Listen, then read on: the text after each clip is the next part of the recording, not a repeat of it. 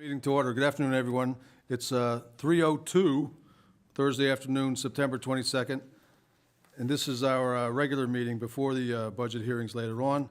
So we'll start as always. All council members are present except for Councilman Allers, who is present by Zoom. The town attorney, the town manager, the town clerk, members of the public are here.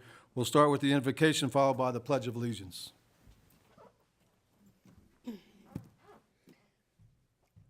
As we discuss the business of the town today, help us to keep focused on what is best for the good of all, not just for some or all one.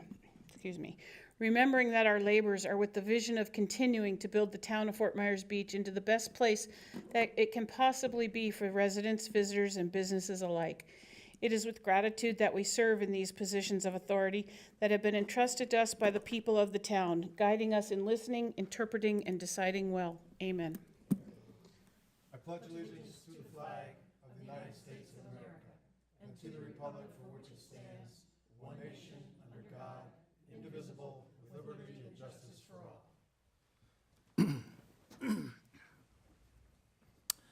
Okay. Before we get underway here, I just want to make a brief PSA here for the town. We've been very fortunate so far this summer with the storm situation here, Southwest Florida, and all of Florida for that matter.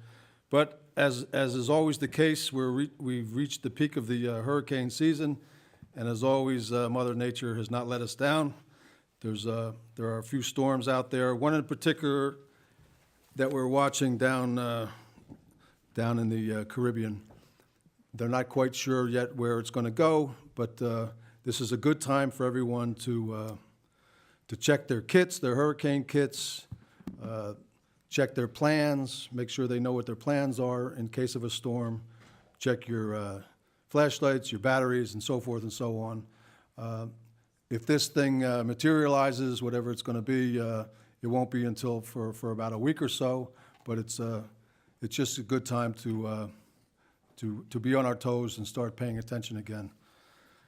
Okay, we'll move on.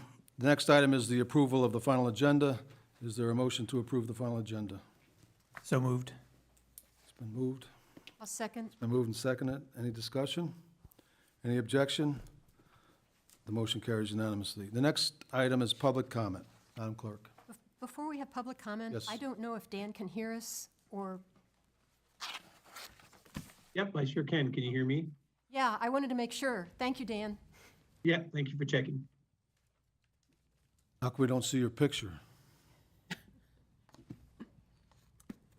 You probably don't want to see that mug. There you are. You're fully clothed? Okay. Well, yeah. All right. Ready? Go right ahead.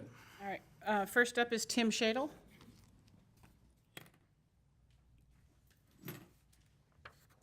Good afternoon, council, secretary, manager, attorney, and staff.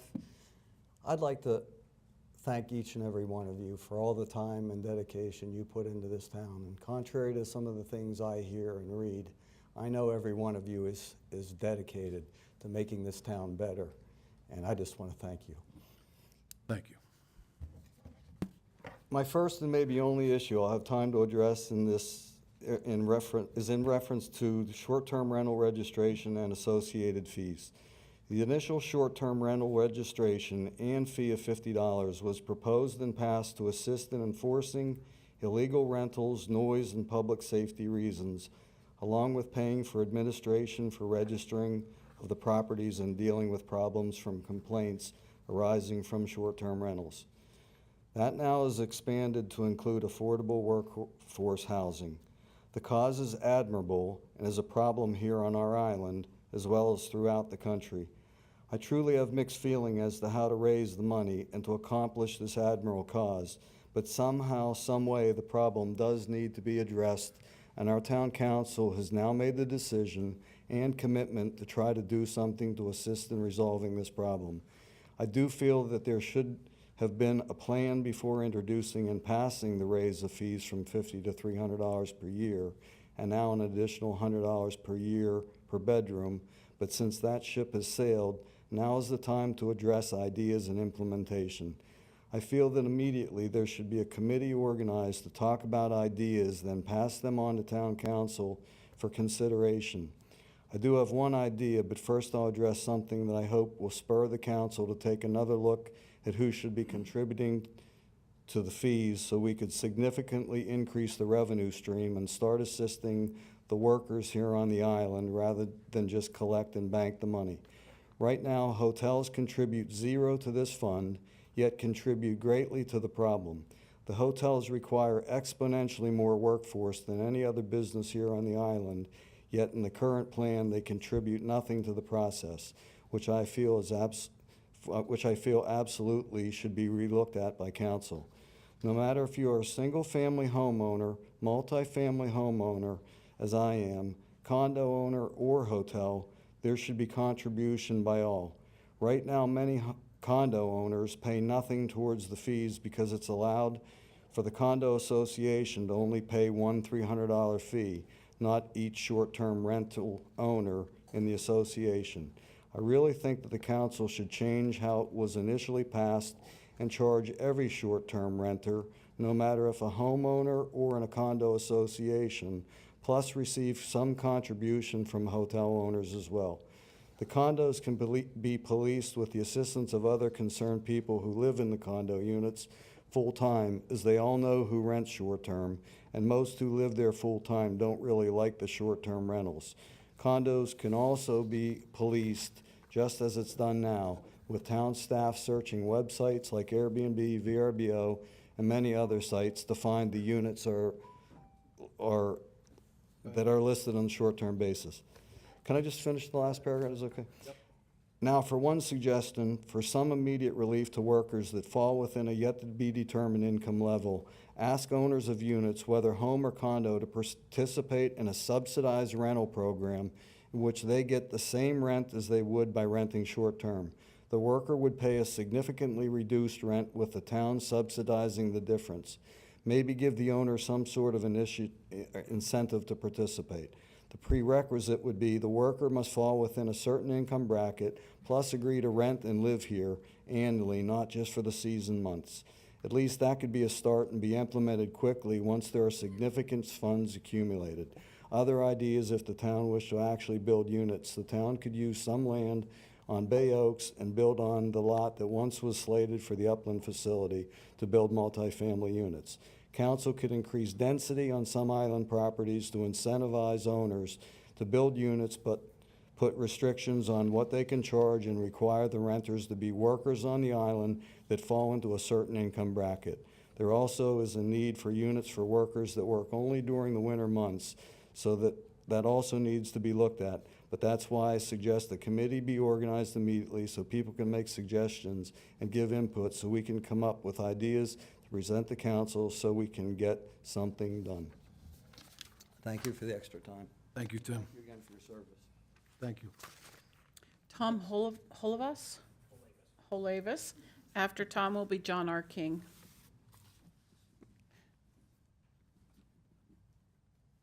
Good afternoon, council members. I just want to just make a statement.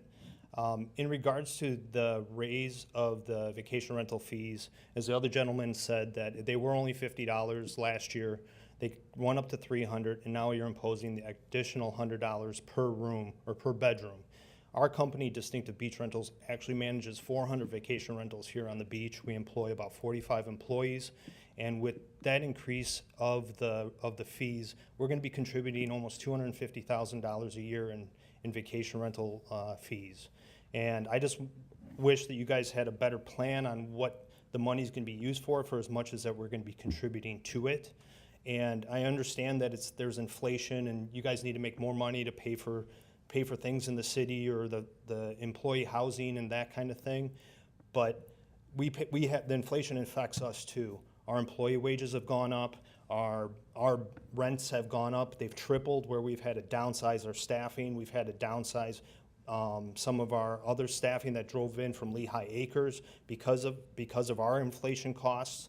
And I just really think that you need to think about that additional $100. The $300 still was a lot, but on average, our average homeowner is going to be spending almost $800 a month or $800 a year to register their property. So please rethink redoing that fee. Thank you. Thank you. John R. King. After Mr. King is Rosanna Riley.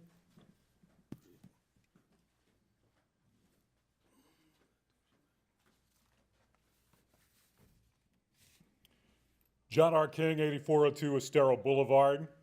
It was 3.5 months ago when in this room, you were told by the town manager that the town could continue to provide the same level of services with no millage rate increase. He also mentioned the town had $2.1 million for council initiatives. Since then, the millage rate is on the verge of being increased from 0.95 to 0.99. Town fees for Bay Oaks, weddings, personal watercraft, parasailing, beach furniture, and short-term rentals have all increased. We're told these fees haven't gone up in 11 years. Well, whose fault is that? The blame lies with some in this room. You've been here. You're hurting these businesses financially. If the businesses aren't here, you won't be either. Short-term rentals have been told their increases are decimal dust and had their increases quietly snuck through. Nothing like transparency to make the taxpayer feel good about their government. Decimal dust? Not to those who are annual visitors to our island and help support our businesses. They'll now be priced out and will go elsewhere. You have residents that currently pay more in taxes and fees than they've made off their vacation rentals. You're going to force these small local businesses to sell out to large off-island companies. Fees have gone from supposedly covering town costs to becoming revenue generators. As for the millage rate increase, you're highlighted homestead properties that will see a very slight increase. Who represents and speaks for taxpayers who pay but don't have a vote? I am, and I will. Keep in mind that numerous condo owners are experiencing huge increases in their maintenance fees, as well as special assessments to meet new state laws. The town brags that when benchmarked against other municipalities, we're number 10 for the lowest millage rate, and even with this increase, we'll be number 11. Maybe it's just me, but 10th or 11th is not best in class and not worth bragging about. We should be shooting for number 1, and that's the lowest in Florida. Thank you. Rosanna Riley. After Rosanna is Judy Hadia. Hi, I'm Rosanna Riley, a Realtor on the beach, and I own Vacation Rentals. First, again, it was $50 per unit. I have 8 units in 2 buildings. Then it goes up to $300. That's not even a 100% increase. And then even before you implement that and we pay that, you add another $100 per bedroom. We're going into a recession. We have inflation. I can't pass the cost of that, nor my clients, to keep raising these vacation rental rates to offset the tax increases, the insurance increases, and everything that it costs to have a house on Fort Myers Beach to be able to rent. So I think it's really unfair. And about affordable housing, I've been a landlord for over 25 years. I had over 50 units and I had affordable housings. But I didn't buy any houses on Fire Island, Long Island, so that I could put in a Section 8 $500 a month tenant. So maybe if you want the affordable housing, I'm a realtor.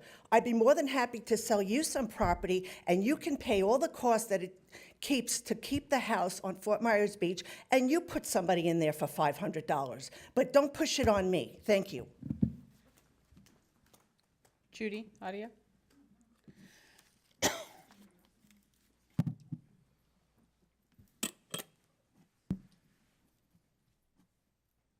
Good afternoon.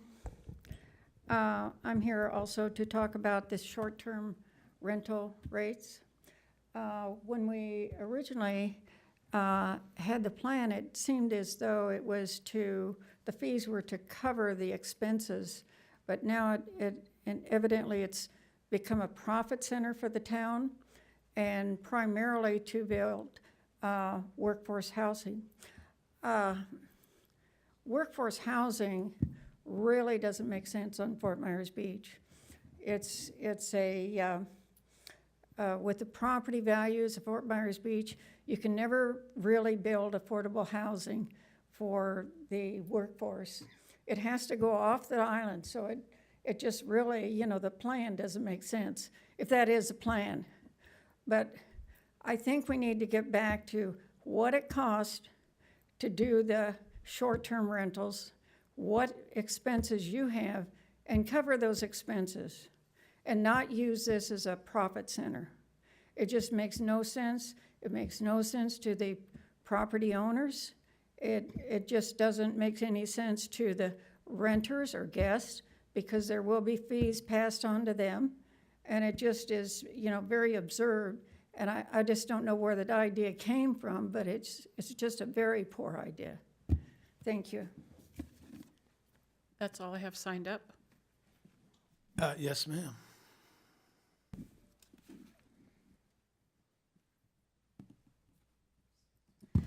Monica Tezak, Chapel Street.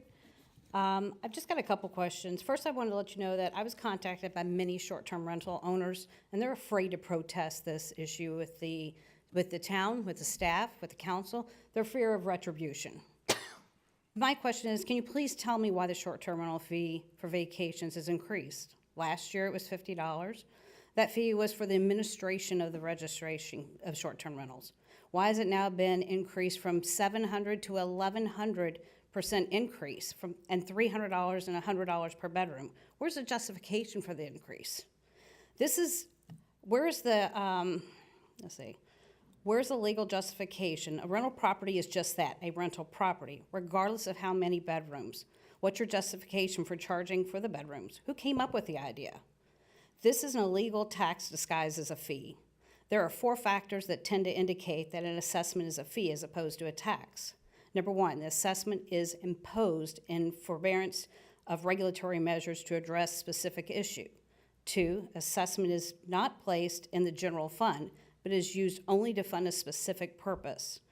3, the assessment is imposed by the government in return for a service it provides. And 4, the assessment involves a specific charge in return for those services.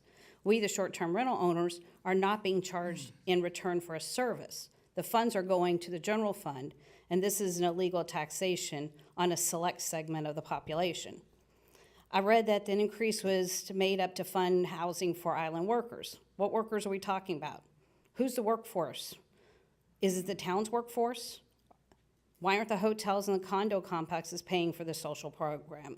Condos pay a flat $300 per condo association, regardless of the number of the units or the bedrooms. How's that fair? If you really want to help the island workers, you would also be taxing the business establishments that use the workers, the hotels and the restaurants. Why just the individual vacation rental business? This is a discriminatory taxation against property owners of individual residences. If it was fair, the condo owners, the hotels, the motels, the bed and breakfasts who rent out part or all their residences should pay the same fee as a standalone business. Our ordinance states that condo owners can self-regulate. Well, I can self-regulate too. I live on site and I can regulate better than any condo board. If the regulation was to address absentee owners and the disruption the rentals cause, why am I, the homeowner, lumped in the same bucket?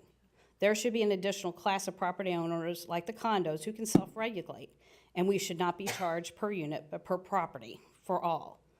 Mr. Veach said that in an interview that the town has lost staffing on the island because their homes were converted into short-term rentals.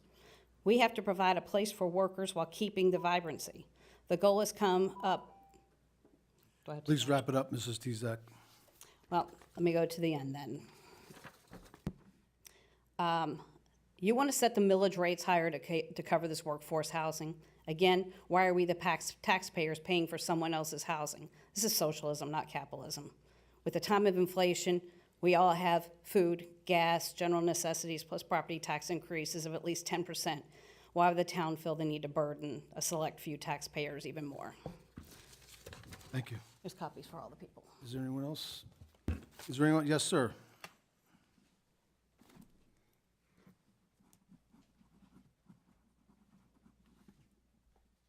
Good afternoon, Mayor, council members. My name's Bob Oakes. I'm a part owner of Sun Palace Vacations and a vacation rental cottage owner as well. Wanted to thank you for your service and the time that y'all put into the town and for the opportunity to comment on the fee schedule. I've had over 30 years in the vacation rental business, not in Fort Myers Beach, but we're welcoming the third generation of a lot of guests in those places. the vast majority of vacation rental guests are families, many of whom fall in love with Fort Myers Beach and the locations they visit. They drive a lot of the economy between the bed tax and the ad valorem taxes, and a lot of them become your future neighbors. There are impacts from vacation rentals. You can't get around that. A lot of the positive impacts are economic, but then trash, parking, and noise are the typical bad side effects.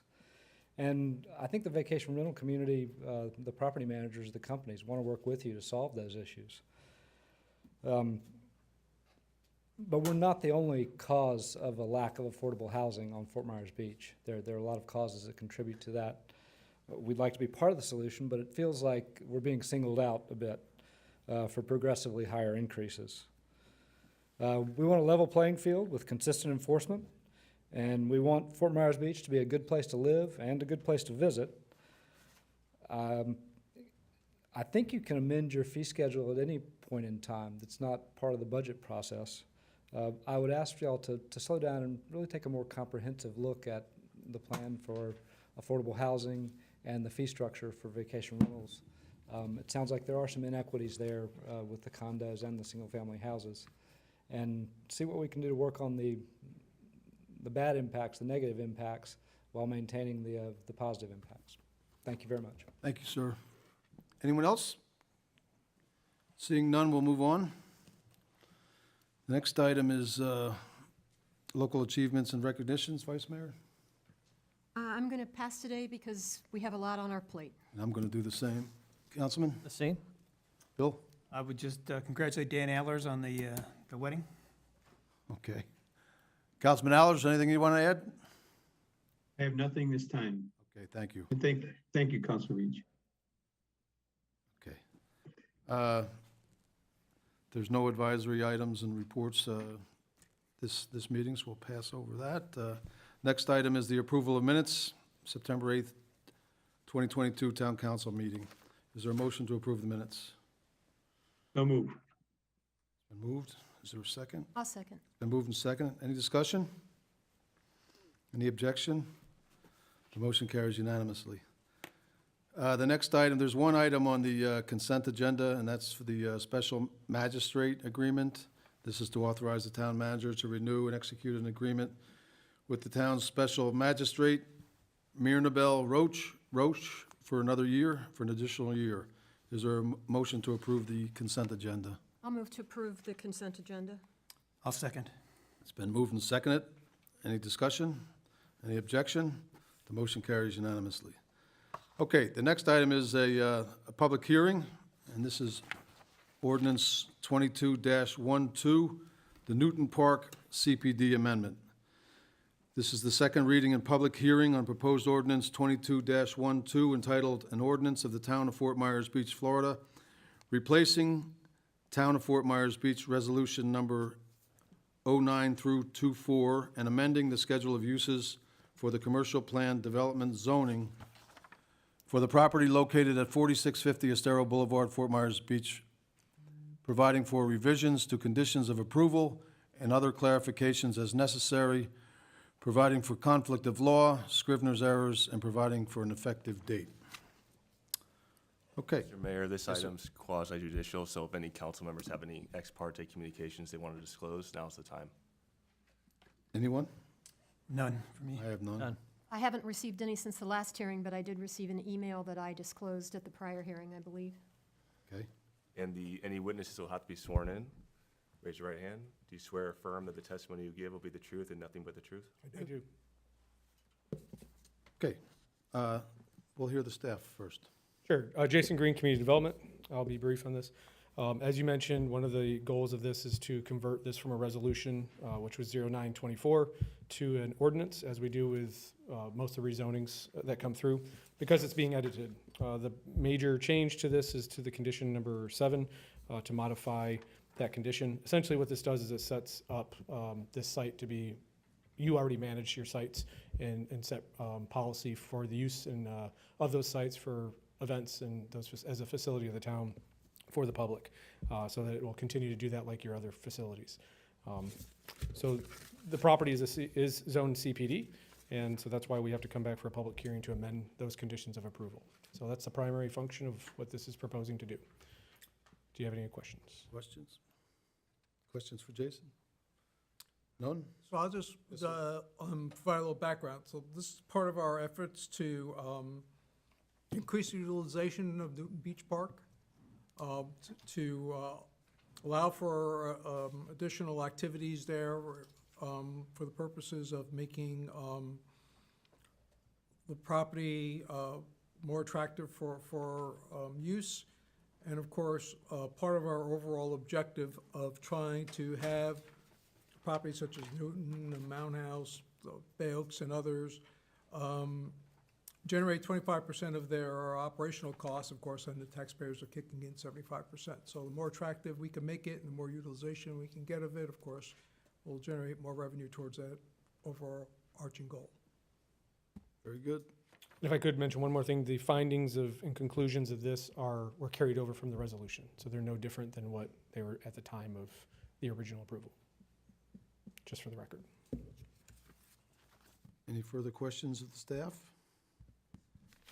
Thank you very much, Jason. Thank you. We'll open it up to the public. Public comment? Hearing none, seeing none, we'll close that, bring it back to the council.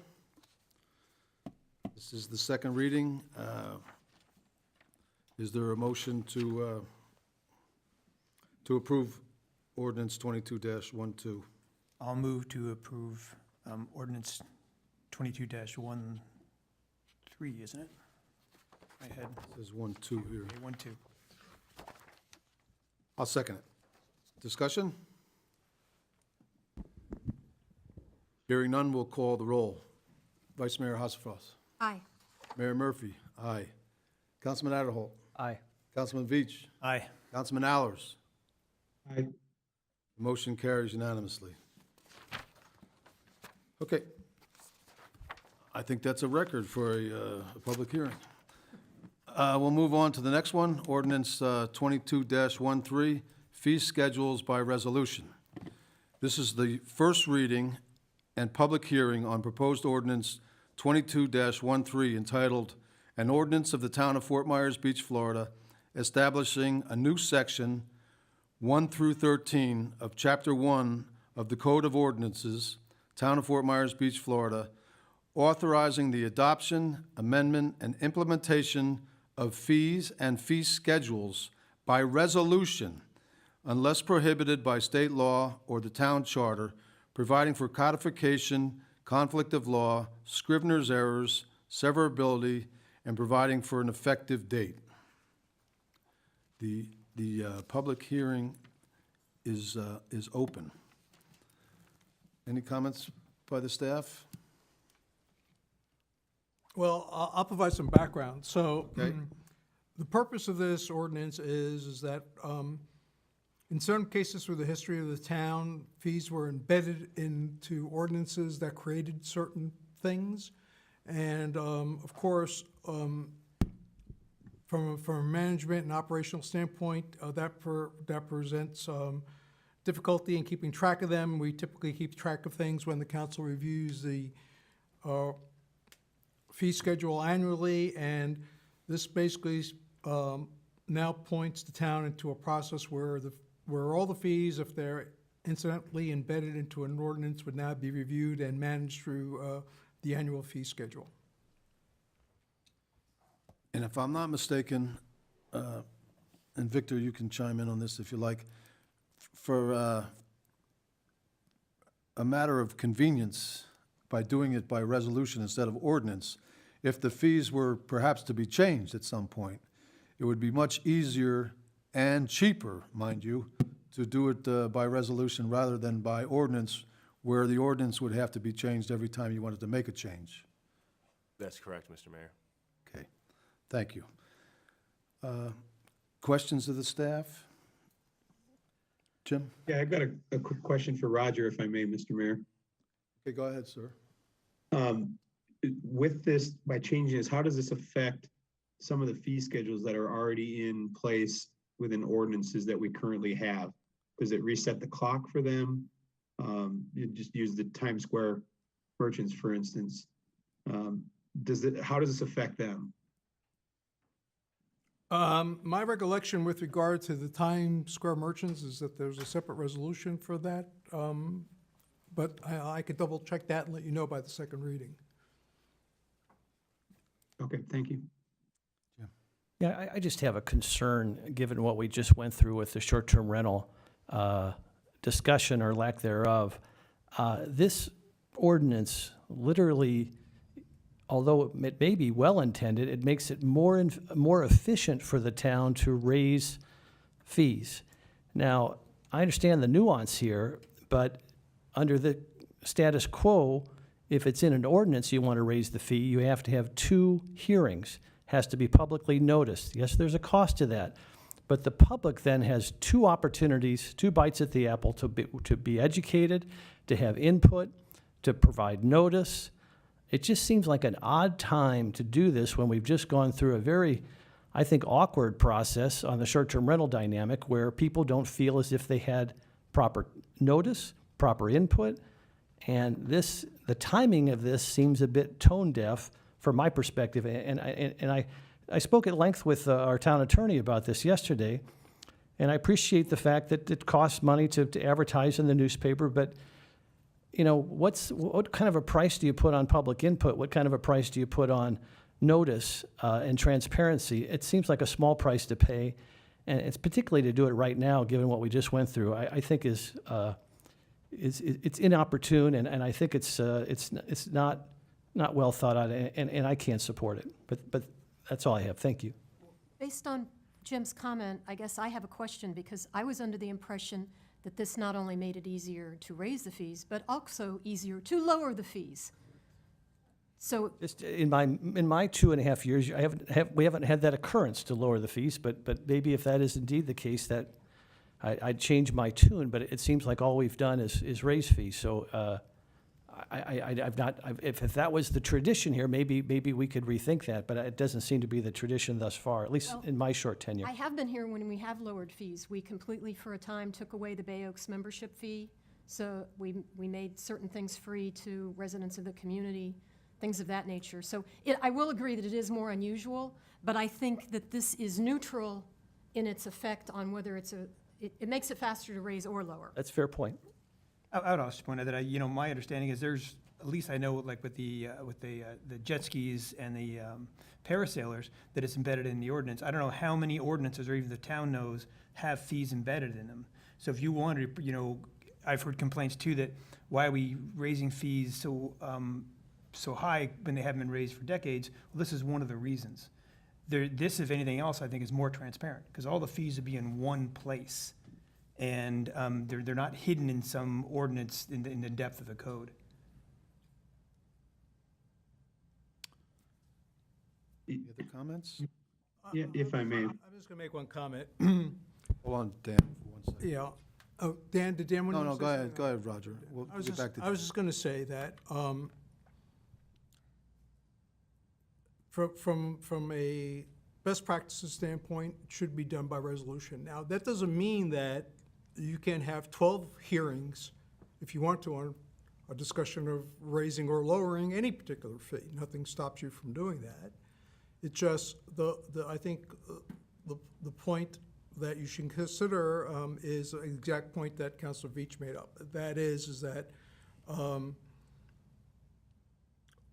putting them in an ordinance where they're less likely to be noted and looked at creates that phenomenon where they're not being reviewed periodically by the town council and adjusted either up or down, whatever is appropriate, on a regular basis, because it gets lost in the 4-inch volume of the town book of ordinances. So my suggestion to you is to consider them by resolution, and then if you all want to decide among yourselves to have 1, 2, 3, or 7 hearings before you change a fee, that's up to you.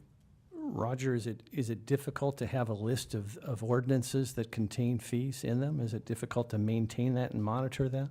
Well, someone would actually have to read the entire code book to look for that right now, or do some type of search to see if they could find it electronically. But you'd have to do it once. It would have to be and then- done and then once by catalog. somebody. Yep, that's right. Okay, thank you. Councilman Allers. I'm sorry. Yeah, I just a quick question. I share the same concerns as Counselor Adderholt when it comes to having two opportunities for the public to be able to speak to some fees. I think as we heard this morning or this afternoon from the speakers in public comment, the way the last fee increase was handled was not done very well, if we could say it that way. I have a hard time supporting this ordinance without having the ability, as Roger said, to add some sort of wording in there that would allow that there has to be at least two public comment sessions, if you will, or two bites of the apple, as Jim had said, for the public to be able to, come in at least give their pitches to why they agree or disagree with it. To be able to just add something at the very end that wasn't advertised, that wasn't listed on any sheet that anybody had any time to research was just bad practice, in my opinion. And in order for me to support this, I think we have to have a little better wording as to more specific as to how many times we have to speak about raising a fee increase. I agree that it does save some money, it does save some time, does save some research time for the staff. But it's important for me to make sure that the public has as much time as they need to be able to look at what potential fee increases, because at the end of the day, it affects them more than it affects us. And I'll tell you, my support is really not the 1 versus 2 hearings. It's just a matter of getting everything in one place. I think it just makes more sense to be considered. And if it takes two readings, that doesn't give me any heartburn. As long as we're not, if we don't want to do if we want to do a cost of living increase, we wouldn't have to open up, I don't know what it is, 5, 6 different ordinances and have all those modified. That's kind of where we are now. And that's one of the reasons why I think these fees have been frozen for so long. So One of the things, Counselor Veach, the town attorney, informed me that this was a cost-saving this was intended to be a cost-saving measure because you have to notice in the local newspapers. Well, public notice is a good thing, and having 2 hearings is a good thing. So if there's a way to modify this, that all fee increases, even though they're in a resolution, but would require 2 hearings, I could become more comfortable with the concept. Would that be difficult to, No, I think what we could do is, when we bring this back at the next council meeting, we can have in addition? an additional document that sets forth the policy that the council wants to have in place for fee reviews and codify that. Still by So- resolution, but by two hearings. Whatever you feel is the appropriate measures to have in place before a fee gets adjusted. Again, that could be up or down. We can incorporate that, and we can start that codification at the next hearing. Just for the fee resolutions, just for fee resolutions. Well, again, this body sets the rules. Yeah, I'd hate to be So- hamstrung with all the other ones. So you all can, we'll work with you between now and the next meeting to define some of the measures you'd like to see in place and How do you feel about that, get those Vice Mayor? codified. I have no problem with it. I had a question on an unrelated issue to that. It was brought up that someone needs to review the code and find where all the fees are. It seems that if we do this and are putting everything into a schedule, we do need to do a review of the code so that we make sure everything does get into the schedule. Well, I think, I think that by passing this particular item, you will be well on your way to do there. And, and of course, in the course of business, as someone comes in and says, I want to pay you for X, we could do it that way versus having someone sit down and stop doing it, whatever else they're doing, and actually, read through or search through the entire code. So I'm not concerned with the fact that finding all the fees in the code as much as getting them on one list. So that makes it a lot easier for when the council is looking at adjustment, whether up and down, you could see it versus the other related things that we do and see if it sort of fits in, or whether it's creating compression in another area or adversely affecting another thing, such as having the fees at one facility be $1 amount and have the fees at another facility to be a different dollar amount, and so on and so forth. If I could just ask our counsel, and I know you're sitting in, so I'm not trying to put you on the spot, but could we amend our rules as part of this ordinance to require any resolution that involves a fee increase or decrease, that it be required to have 2 hearings and be properly noticed? If your concern is adding more procedural steps to adopting a resolution as part of this, I believe that's possible, if that's your concern. I can discuss that with John before the second hearing to see how we would implement that. If you add back in the publication notice, then you might as well be doing an ordinance, because you've put everything back in that we're trying to streamline. That's And fine, I too. haven't met one person who has ever come to me and said, I found out about this by reading the legal notice section of the news press. Well, in fairness. So I just don't think the legal notices are how people find out about stuff. Well, in fairness, there may be some truth to that, but that's just required by state law. I mean, you have to notice these things. But the dynamic that's so important is the second hearing. When I don't have a problem with that. but if you have a second hearing, you've got to notice it in the newspaper. So Well, the notice, hang on. the notice will be the first hearing. Right, so That's going to provide the notice. there's a difference between an official public notice versus having one hearing versus 2 hearings to change something. And I think the mayor, before I probably interrupted him, was making the point that, the reporting of the council action at the first hearing on a particular item generates the additional feedback and consideration and constituent contact, et cetera, letters to the editor, or whatever may be, for that second hearing. And I hear that's what you're looking for. Right. So that there's,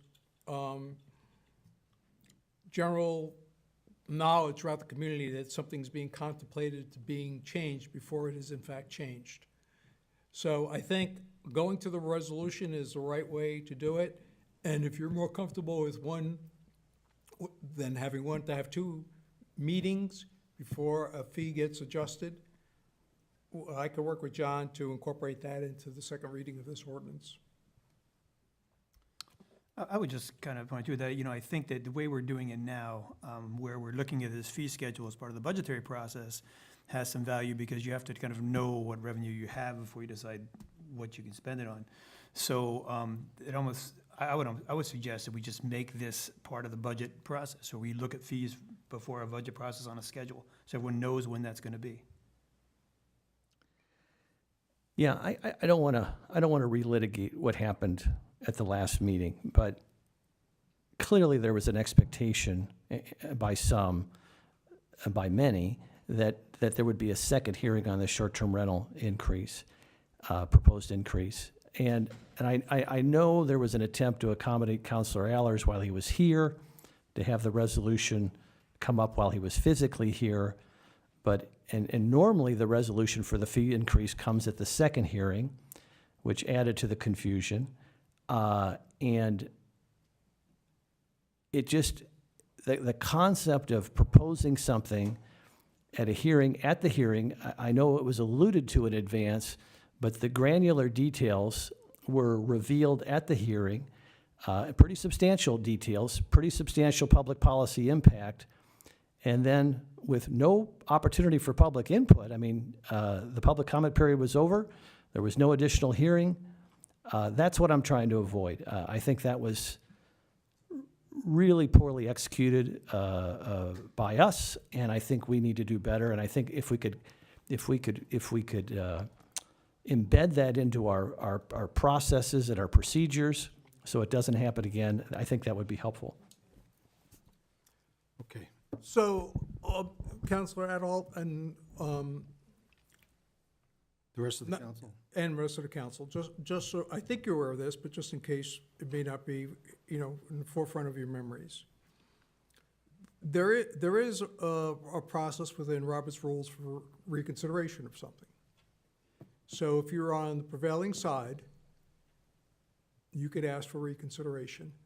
And of course, if that reconsideration receives a majority vote, then you could reconsider the item, and you could then approve or not approve an item. So I want to make it clear that, there is an avenue if you want to avail yourself of it. Well, I appreciate that, and that's sort of stating the obvious, but when a significant public policy initiative is put forth at the meeting with very little opportunity for rebuttal, for input, a couple things. Since we're going to get into this real quick, I watched what happened in Key West the other day. They had a very significant workforce housing, short-term rental discussion. The whole community was involved. They had tremendous public input. There was a great article about it in the Key West paper. Lots of suggestions were put forth, new ideas. Lots of perspectives were heard that I think will help shape the debate. People felt like they had a seat at the table, and I think we missed that opportunity. And I think it was a sad day for that. And I know you can always come back and revisit things and reconsider things, but I think it sends a message that we're not bringing people together. It pits particular interest groups against other interest groups. But if we could all sit down at the table and have a conversation, we may not ultimately agree, and certainly a lot of legitimate issues are at stake here. But I just think procedurally there has to be a better way. Mr. Adderhold, I'm under the impression that you have a consensus to get what it is you wanted about the second hearing. Am I under a wrong impression? No, I think I was just I was commenting on what Roger just said. His point basically was, hey, you can always revisit something later if you don't like it. But that doesn't address the concept that people feel like they didn't have an opportunity to be heard on a significant public policy initiative. That's all I'm trying to. That was my response to his comment that you can always revisit things later. But it sends a message that we're not listening and people aren't welcome at the table. And I know that wasn't necessarily the intent. I hope it wasn't. But that's the message that was sent, and I think we need to work on our procedures to see that doesn't happen again. I would just point out, though, too, Councilman Adderholt, that after that meeting, the town sent out an email to everybody who has a short-term rental registration, and they were informed. They did not send out an email to everybody who lives next to a short-term rental, or everyone who doesn't have one. So, if that's the barometer of notification, I think that is just not suitable. And like Vice Mayor Hasselfrest said, that, the notice in the local newspapers doesn't really do much. It's got to be picked up by our local newspaper, or no one seems to know about it. And as you know, you've sat here in council, I mentioned this proposed increase probably 4, 5, 6 times over the course of the last year. With the detail, the actual amount? I did. Why, I must have missed that. I apologize. All right. Well, I can tell you that I missed it as well, but as I stated earlier, it was not listed anywhere in the fee schedule that it would be discussed. So it was an extra fee that was added that was not put anywhere in the fee schedule. So although it was brought up or alluded to in previous meetings, I don't remember ever hearing an actual dollar amount assessed to it. I do remember a conversation about it being a per room fee, but there was no discussion as to what that room fee was. But again, I go back to, it was not even listed on the fee schedule that we discussed. So I think that's what's brought us to where we're having this discussion. And if I may, since I'm talking, I have a question for Victor. It's a little broader question about this ordinance. Since we don't know where all the fees are within these ordinances, are there things that could potentially be within these ordinances that could draw some legal attention, if you will, if there's already been an agreed upon structure as to how fees would be raised to a certain group? Councilmember Allers, this ordinance wouldn't adjust any of the fees that are already in the ordinances. So if your question is, will it affect the budget or anything like that, that would not be the case. I guess my question was more if there was a specific slide rule or whatever you want to call it, there was a specific percentage that was agreed upon within an ordinance with a group of people that would be charged a fee, would that still be open for discussion, not necessarily just the fee, but how the fee was calculated? Not for this particular ordinance. It's just an implementation ordinance. So I guess that's where my legal question comes in. would we be putting ourselves in any legal risk if we were to impose a fee, just simply to impose a fee or change a fee, whether it's up or down, if in a previous ordinance that we've already said we don't know all the ordinances out there that have fees in there, could we be at legal risk for changing something after we've already agreed upon something, should that exist out there? This ordinance would supersede the prior ordinances, including the fee schedule that would be adopted as part of this ordinance. I would also think that, you know, the town would have to go through all the ordinances to look, because if this supersedes it, then I assume if there's a fee mentioned in the ordinance and it's not in our fee table, then it goes away. If the table supersedes it. I guess, okay, you've answered that question. So I guess the concern that I have is based on the Times Square merchants. They agreed upon a specific percentage that they can see in advance. So they know what they're gonna do. They can budget ahead of time. They can plan, as opposed to getting a fee increased by some arbitrary number or down, up or down, and then not having the time to be able to budget. So that's where my concern comes in. It sounds like, as Madam Vice Mayor said, that we have a consensus to be able to add at least a second second reading of the resolution before any fees are imposed. So I'm comfortable with at least having that in there to move forward to a second reading. And I'll tell you, Dan, what I was told, and is that the agreement with the Times Square merchants is a lease, and it's an agreement between two parties.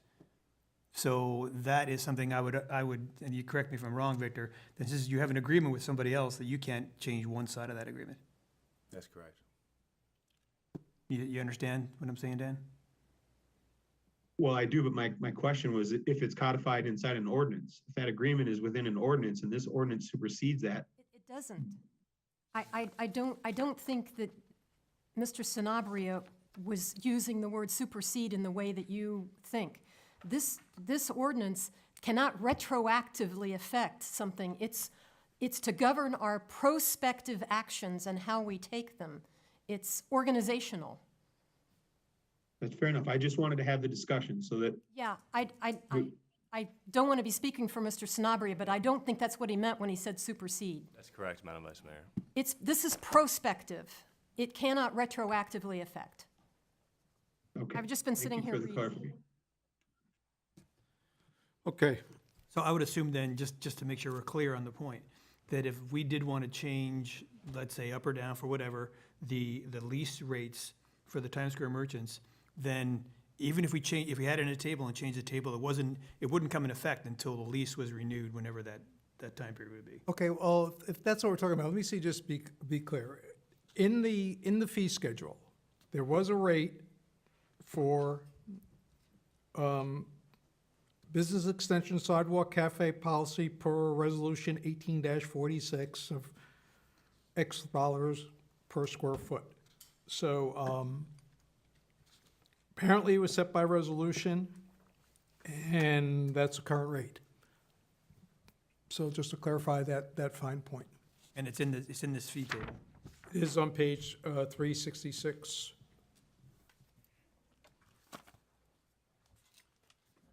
okay. Anything else, Councilman Allers out there in Colorado? Not at this time. Thank you, sir. Okay. All right, Are you well, ready for a motion? we're going to open up to the public. Oh, I'm sorry. We're going to have a little public, anybody from the public wish to address this ordinance? It's so easy, I don't know why you wouldn't want to. Okay. All right, we'll close the public comment. We'll bring it back to the council. Vice Mayor, I'm ready for that motion now. I would move that proposed ordinance 22-13 be scheduled for a second hearing on a Monday, October 3rd at 9 a.m. Second? I'll second that. Any further discussion? This doesn't require a roll call, does it, Victor? No. Okay, any objection to the motion? I object. The motion carries 4-1 with Councilman Adderholt dissenting. Okay, the last item on the agenda before we recess until 5 o'clock is the administrative agenda, and this is regarding RFP-22-21-FIN, Financial Auditing Services. This is to approve the Selection Advisory Committee's recommendation in response to RFP-22-21-FIN, financial auditing services, and authorize the town manager to negotiate and execute an agreement with Malden and Jenkins to provide independent external auditor services in compliance with Florida law. I'll just preface this by saying that I am the liaison to the audit committee, and as such, as the mayor, I was appointed as per the rules as the chair of the Selection Advisory Committee. The entire audit committee composed the selection committee. We were presented with two choices for the external auditors.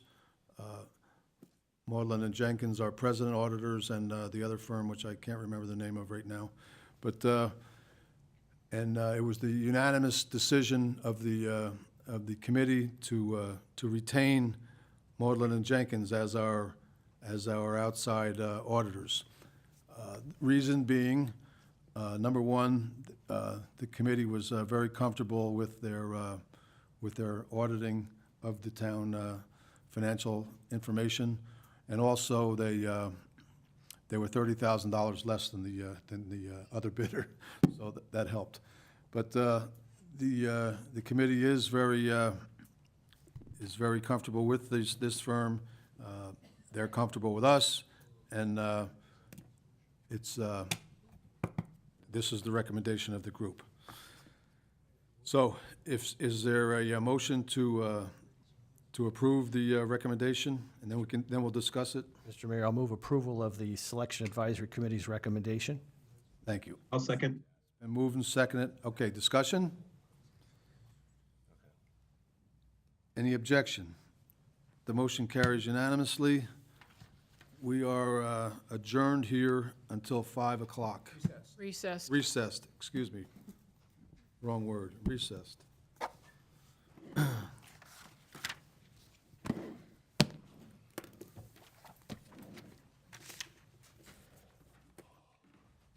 least at the recess night.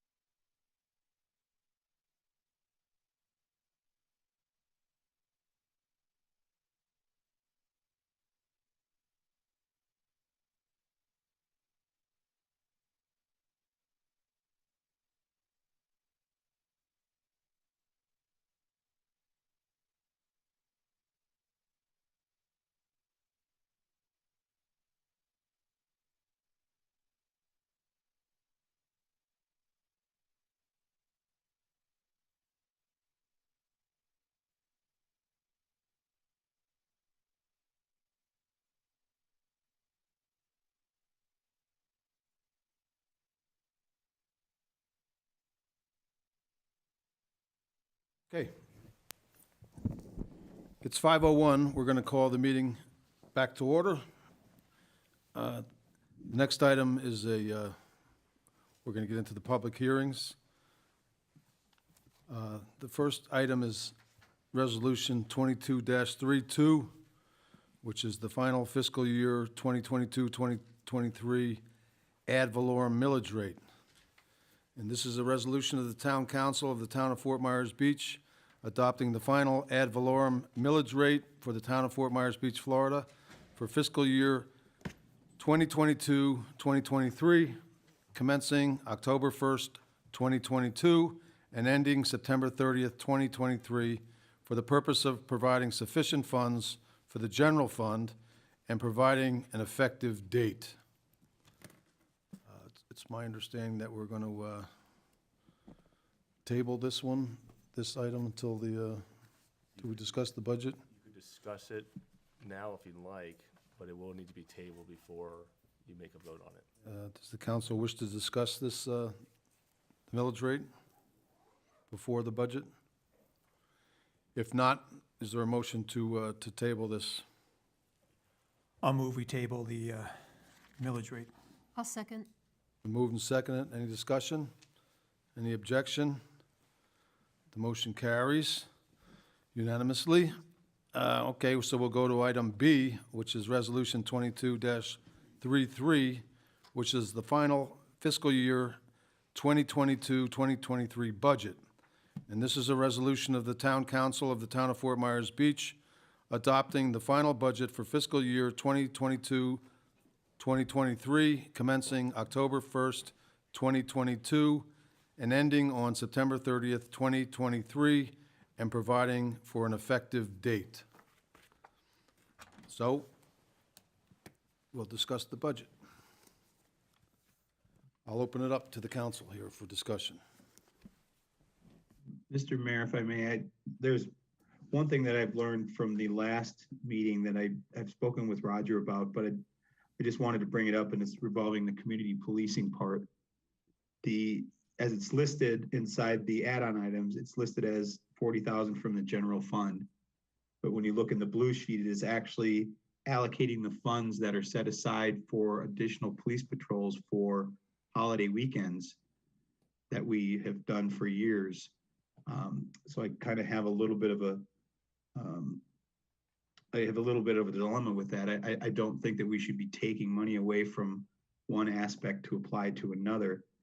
So I don't know what the way to do that. Maybe Roger, you could help opine in on this as to what we would need to do to not take away from those funds that we have set aside to add the extra police patrol that we have for the holiday weekends.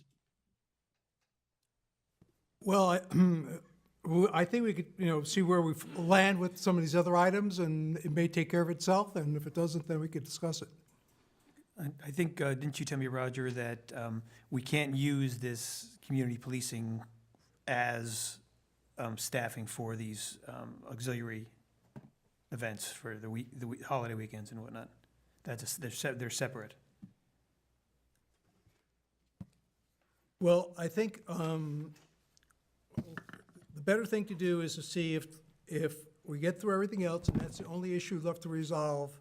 I'll be thinking about how we could potentially resolve that. And of course, if something else gets reduced, it'll solve its own problem. Yes, ma'am. If we do pass community policing, we would have to enter into negotiations with the sheriff's department anyway. I think it would probably be some period of time before we would reach a contract with them about what priorities we wish them to deal with. So I'm thinking that probably a quarter of the year would have passed anyway, so that might take care of most of what your concern is, Dan? Do you follow what I'm saying? Yeah, and it certainly might. I just would like it to be clear and upfront that we're not going to take from those funds that we use every year to provide the traffic police and any other police stuff that we've done for years in the back. I just want to make it clear that I don't want to take funds away from that for this, because it's two separate issues in my mind, or two separate items. Unless we included it in the contract that we do with the sheriff for the community policing, that we ask them to use community police for those events rather than the regular staff? Well, the issue then I think what we have is if you pull off the community police officers to put them on traffic duty, they're not there to do what community policing is set forth to do. And that's to interact with the community and to help alleviate some of the issues that our staff can't take care of.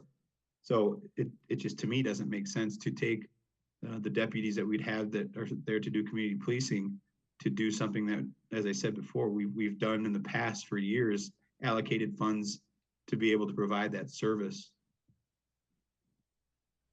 I think we're talking past each other. But no, I think, there are different things there. One is the parking direction, and I know it won't happen this year, but when we get the road redone, will we still need to have police out there directing traffic at the crosswalk? Yeah, that's, just to be clear, that's a different, we have two programs with the sheriff's office. Okay. One is traffic control, which is the foot of the bridge, and we have voice, and we have police officers, and we have that operation. And then we help the sheriff's office up staff for holidays, and so they bring additional resources onto the island, and we have helped them up staff that activity for holidays and other types of, events. Are those both out of the 40,000, or are these separate items? The traffic control is paid by the secondary gas, by the gas tax, not secondary gas tax, but by the gas tax, the part that the county's reducing our formula. And this part is paid by the general fund. And I think we can all agree that these funds, this 40,000 for the special detail, it has been money well spent over the last couple of years. We haven't had any major incidents. We haven't had any really big minor incidents. It's the money has been, what we spent on those extra details, I think has been a very good investment for the town, as well as our residents and the visitors. We haven't had to read about Fort Myers Beach or see Fort Myers Beach on the news for something that could have happened should we not had that extra detail there.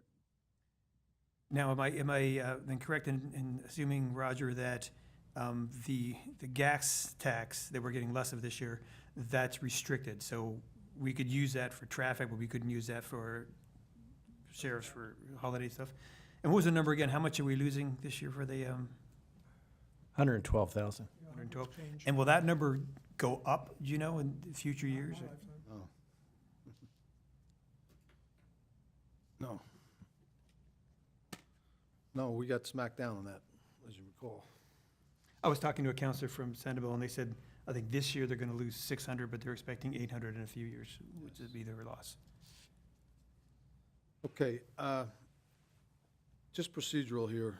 I was thinking maybe we could just go, instead of jumping around all over the board with these, if we just want to start at the top with these add-ons and we can vote on them as we go, just go down the list. Is that agreeable? Well, I guess rather than doing it individually, I would state the premise that I took last time was that I was willing to compromise.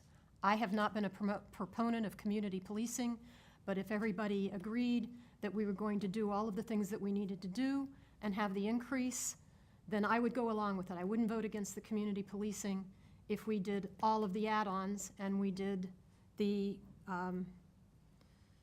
amount of tax increase that we needed to accomplish those things. So my intent would be, like I said, to go with the tax increase, but then vote for all of the projects that we have discussed as being good for our town. But if people start pulling out of voting for the money that's necessary to pay for things, then I'm probably going to change my position on the community policing issue. Well, you're certainly entitled to move that position if you'd like, to get it off the dime here. That's up to you. I'll tell you, when I look at this budget, and the money that was raised from the increased parking after the parking app is in here. So that's money that we actually had talked about using for cost overruns for our capital projects, but it's now in this mix. I'm kind of reminded of, I was listening to sometimes of an analyst talk about healthcare, and he said that you can have cheap healthcare, you can have it quick, or you can have it quality. You can have two of those three, but not three. It seems to me with we want everything now in this budget. I think that, I look at like the Amber streetlights and this 500,000, I think that if we say, okay, in this next year, we're gonna do the street light design and just pay for that design, that's probably $150,000 instead of 500. Instead of saying we want it all now, I think that, a little bit of discipline will say that we can, if there's something we can do without this year and put it into next year, I think that's something we should consider. Well, I guess that the same could be said then about workforce housing using that same argument. The $380,900 on top of the increased fees that we just passed. The appearance is obviously there that we're trying to do it all now, or at least, make up for lost time. So, I guess if you're going to use that argument, I've tried to prioritize these things as to, what, in my mind, the community wants from top to bottom. And I don't have an issue with the items that are in here. The 380,000, it was my understanding that money came from the increased fees from last year. So I questioned as to why it was in here as an add-on if we've collected the fees or we're going to collect the fees. But, we have to work within a budget, and if we have to cut some things out of here to keep the millage rate from going up, as I stated at the last meeting, there's places that we can make up that $171,000 in here to at least not increase the millage rate and still get everything that we want. May not get the exact furniture that we want for, say, Bay Oaks, but at least in the times that we're dealing with now with the economy the way it is and all the fees that have changed and the property values and everything we all know about, we don't need to rehash. I think it's important that we try to at least keep the millage rate at the 0.95 and find a way through this add-on list to trim down that $171,585 to be able to work within that budget. But you understand, Dan, we talked about it before, that the money raised by those fees, you can't just use it in the general fund. I understand that. But the current fees, so I guess my question is of the $380,900, that money is not coming from the recently passed fees, correct? If your question is that include the $100 per bedroom fee? The answer is it does not. But does it include the fees collected from last year? It includes what we anticipate from the fee increase for one full year. That's what that number. And then the increase that was imposed for the parking. Refresh my memory as to what that money was earmarked for. And where is that in here? Well, so if you recall, we have $2,760,900 available for the add-on list. $1,079,000 of that comes from under expenditures from this fiscal year 22 and over revenues from this fiscal year. Then on top of that, after the parking app and charging station, you have after accounting for those expenses, you have $1,138,000 in parking fees. You have the short-term rental revenues we talked about, and $172,000 from the potential millage increase. So those are the things that make up that $2,769,000. And obviously, if you do things that affect those things, you'll have less money to spend. So then, the parking fees in excess of the parking app, those are in this revenue, the funds available for the add-on list. Is that right? It's not put in a separate. If you recall with the parking fees, we took the baseline of what we made before you adjusted them. Okay, and then there's the incremental increase of that adjustment that we're using towards the add-on list, yes. And so the extra fees from the short-term rentals, is that also in this funds available? The increase excluding the rooms, yes, but not the room charge is not calculated. Right, so from the change last year, the difference in income from the change last year is in this funds available? Yes, well, we speculating at this point, or estimating, if you want to use that word, is $381,000. So that the money is added and then it's taken away? Well, it's added, and you're telling us by policy, you want us to set it aside, at least at the fire hearing, you said you want us to set that aside for workforce housing. So yeah, it has to be in the budget to realize it, but we're not going to spend that on anything else but workforce housing unless you direct us otherwise. Right, I'm just trying to be clear on where these numbers come from. So the funds available for the add-on list includes money from the short-term rental fees that are limited in the scope of where we can use them. And then as a matter of accounting, Sorry about that. just as a matter of accounting, you have it on the add-on list that is essentially putting it into a fund. That's my understanding of what you've directed us to do. Okay, so the money is there just to take it out because it's limited in the scope of what you can use it. And I guess my question, as I raised to Roger, and maybe I'm just not understanding, is if that money was already allocated and we cannot use it for anything else, why did it have to go in as an add-on list item versus its own line item? If that money has been received and it has been allocated to that specific specific bucket, if you will, for workforce housing, I'm struggling with understanding why it's being listed as an add-on item.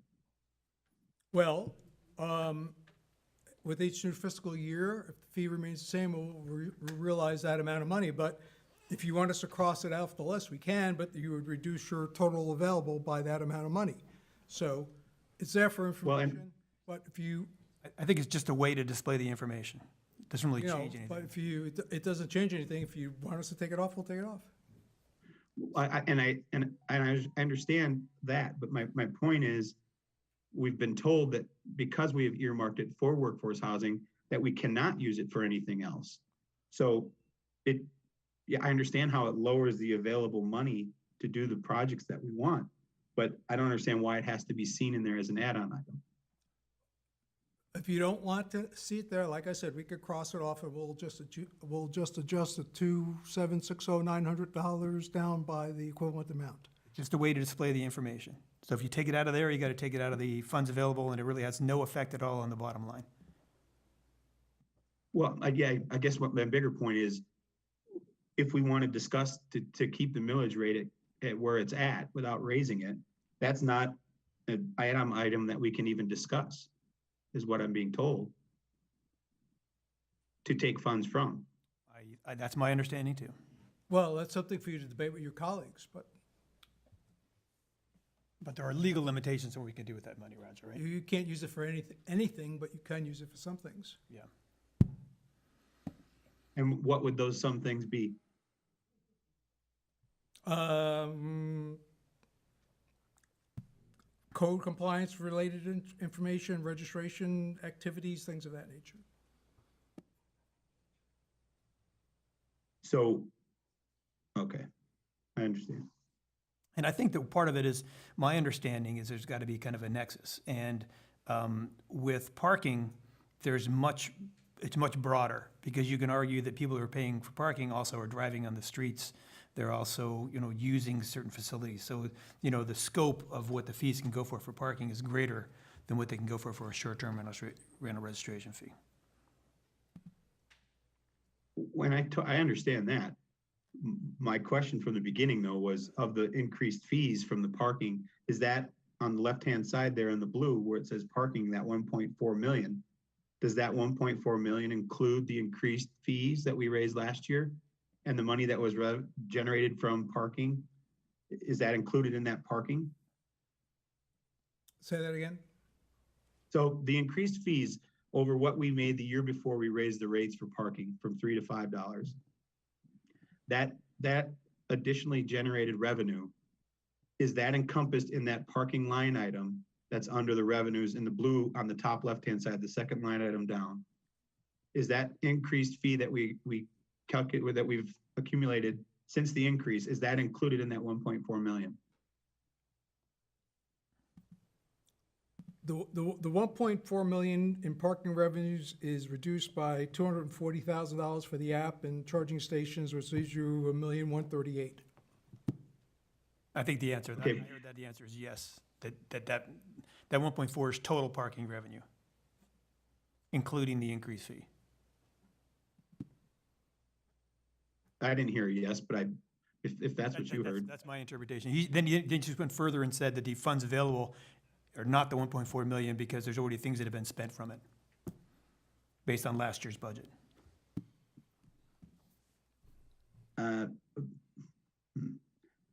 I still haven't heard Roger say yes.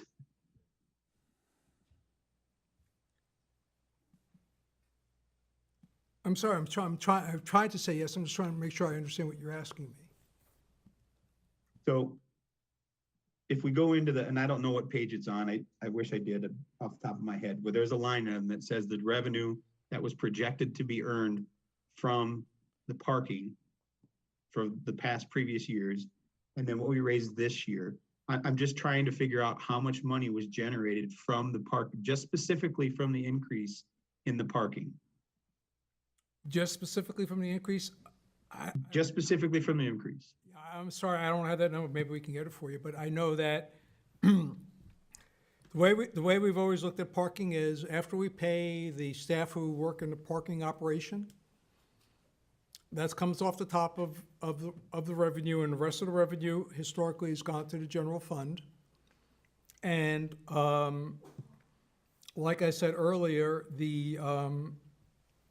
we believe that number is $1,378,000 for '23, less the $240,000 you spent on the parking app and charging station, so that leaves you a net $1,138,000. If you want me to back into that number, I'll have to go try to find what we spend on staff to get the gross number. No, I guess I just wanted to know how much money was raised from the increased fees over the previous years, not including what was taken out for the parking app and the charging stations. I wanted to know if the increased fee covered the parking app and the charging stations. Yes, So there was enough revenue generated to cover those two yes. for this fiscal year. So next year, we won't obviously have these two fees. So I'm just trying to figure out with the increase that money, since we've earmarked money for workforce housing through increased fees. I'm just wondering if there's an appetite to try to get that increased fee to be earmarked for something specific, or are you telling me that we can't do that? Well, I just wanted to clarify one thing. When we went forward with the parking app and the charging station, we did it out of 23, we used 23's money in advance, if you will, knowing that, we were gonna have that money. So I just want to be clear about that. It's a general fund revenue. You can create as many silos as you wish. It's up to you. You want to silo, if the council agrees to silo money for a particular item, that's a debate among the five of you to have. And also Dan, I'm just doing some quick math in my head. If the 1.4 million is from $5 an hour, then 560K of that comes from the extra $2 an hour. Is that helpful?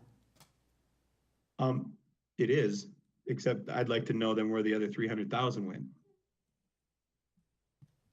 I think If that's the number that you came up with and you subtract the parking app and the charging stations, where is that other 300,000? it's all in this funds available for add-on list. It's just in the general fund. Yes.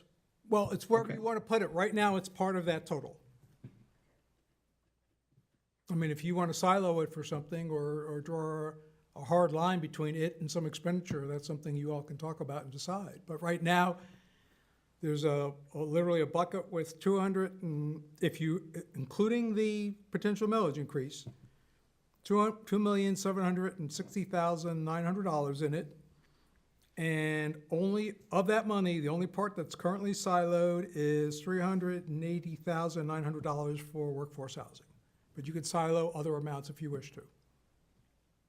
I guess I would like to see going forward how we have things that are laid out, like the half-cent sales tax, the, public service tax, these taxes or these fees, however you want to claim them, from raising the fees and parking and short-term rental. It would be nice to see an actual separate line item of the actual amount of money that is generating, so that we could have a discussion about potentially taking that money and allocating it specifically to a certain silo, if you will.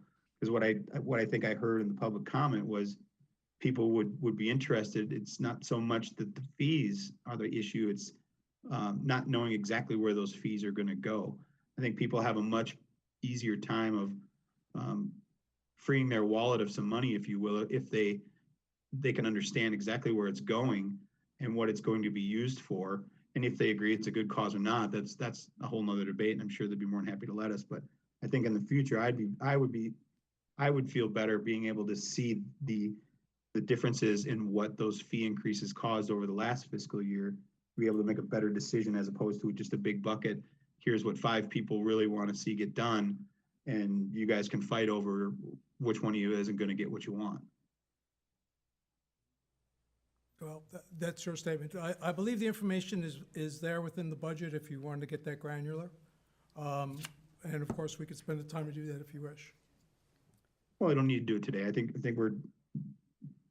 I'm just trying to get some thoughts out there, and I think my thoughts from the last meeting haven't changed much. I think it's important for me to stay at that 0.95 at the very minimum. And if that means that we have to take some money from Bay Oaks, as much as everybody knows I'm a big proponent of Bay Oaks and I want to see it done as much as everybody else. I think we're in a time where we have to tighten our belt straps a little bit and make some cuts or make some changes or make some things that although we may want them and the majority of the community may want them, we have to work within a specific budget. And that's kind of where I'm coming from, but I'm open to listening to what my other council members have to say.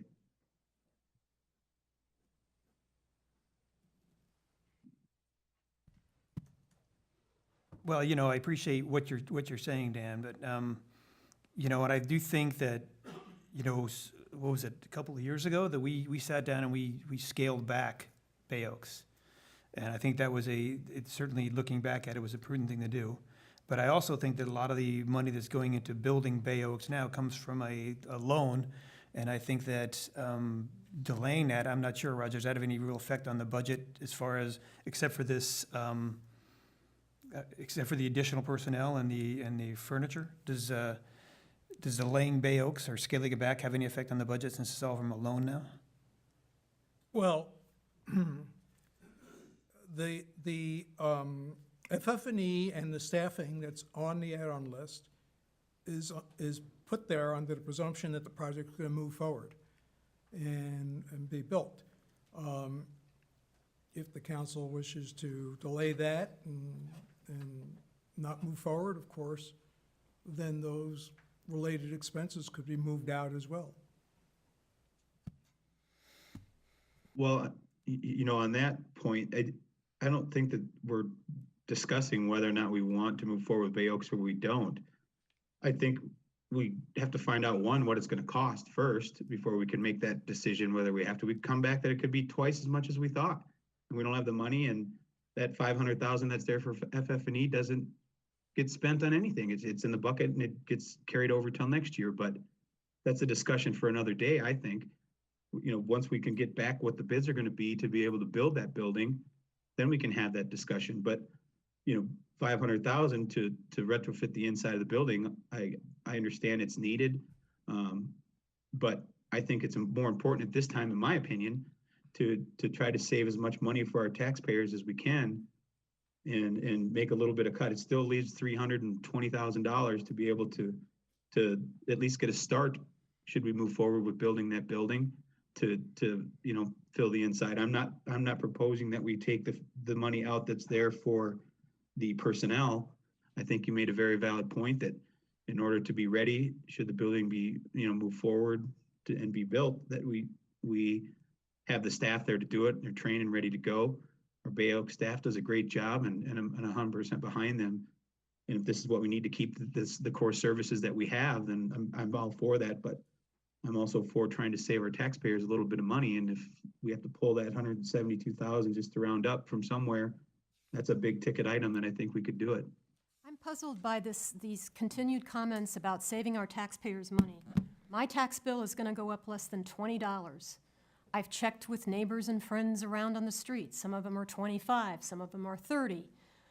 I am certainly willing to pay an additional $20, $25 extra a year, $2 a month, to get all of the things that people are telling me they want. They tell me they want streetlights. They tell me they want community policing.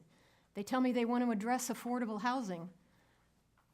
I don't get the idea of trying to save my wallet $20 in a year and that we're going to hack at these things that everybody has been saying all year that they want to see accomplished. It just doesn't make any sense to me. If you want these things, then you're going to need to pay for them, and we're not asking for very much.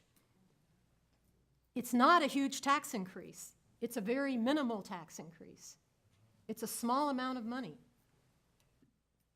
And I agree with that, Madam Vice Mayor. I just think that although it is a small increase on the surface, when you compile that with the increased fees, when you compile that with the increased property values, when you compile that with the gas prices, and you compile that with what it costs you to buy a gallon of milk, what it costs for these families to take their kids to school every day, all that adds up. So although this may be a very small and minimal amount on the surface to the taxpayer, it all adds up. And if there's something that we can do to help alleviate that just a little bit, I think it's the right thing to do.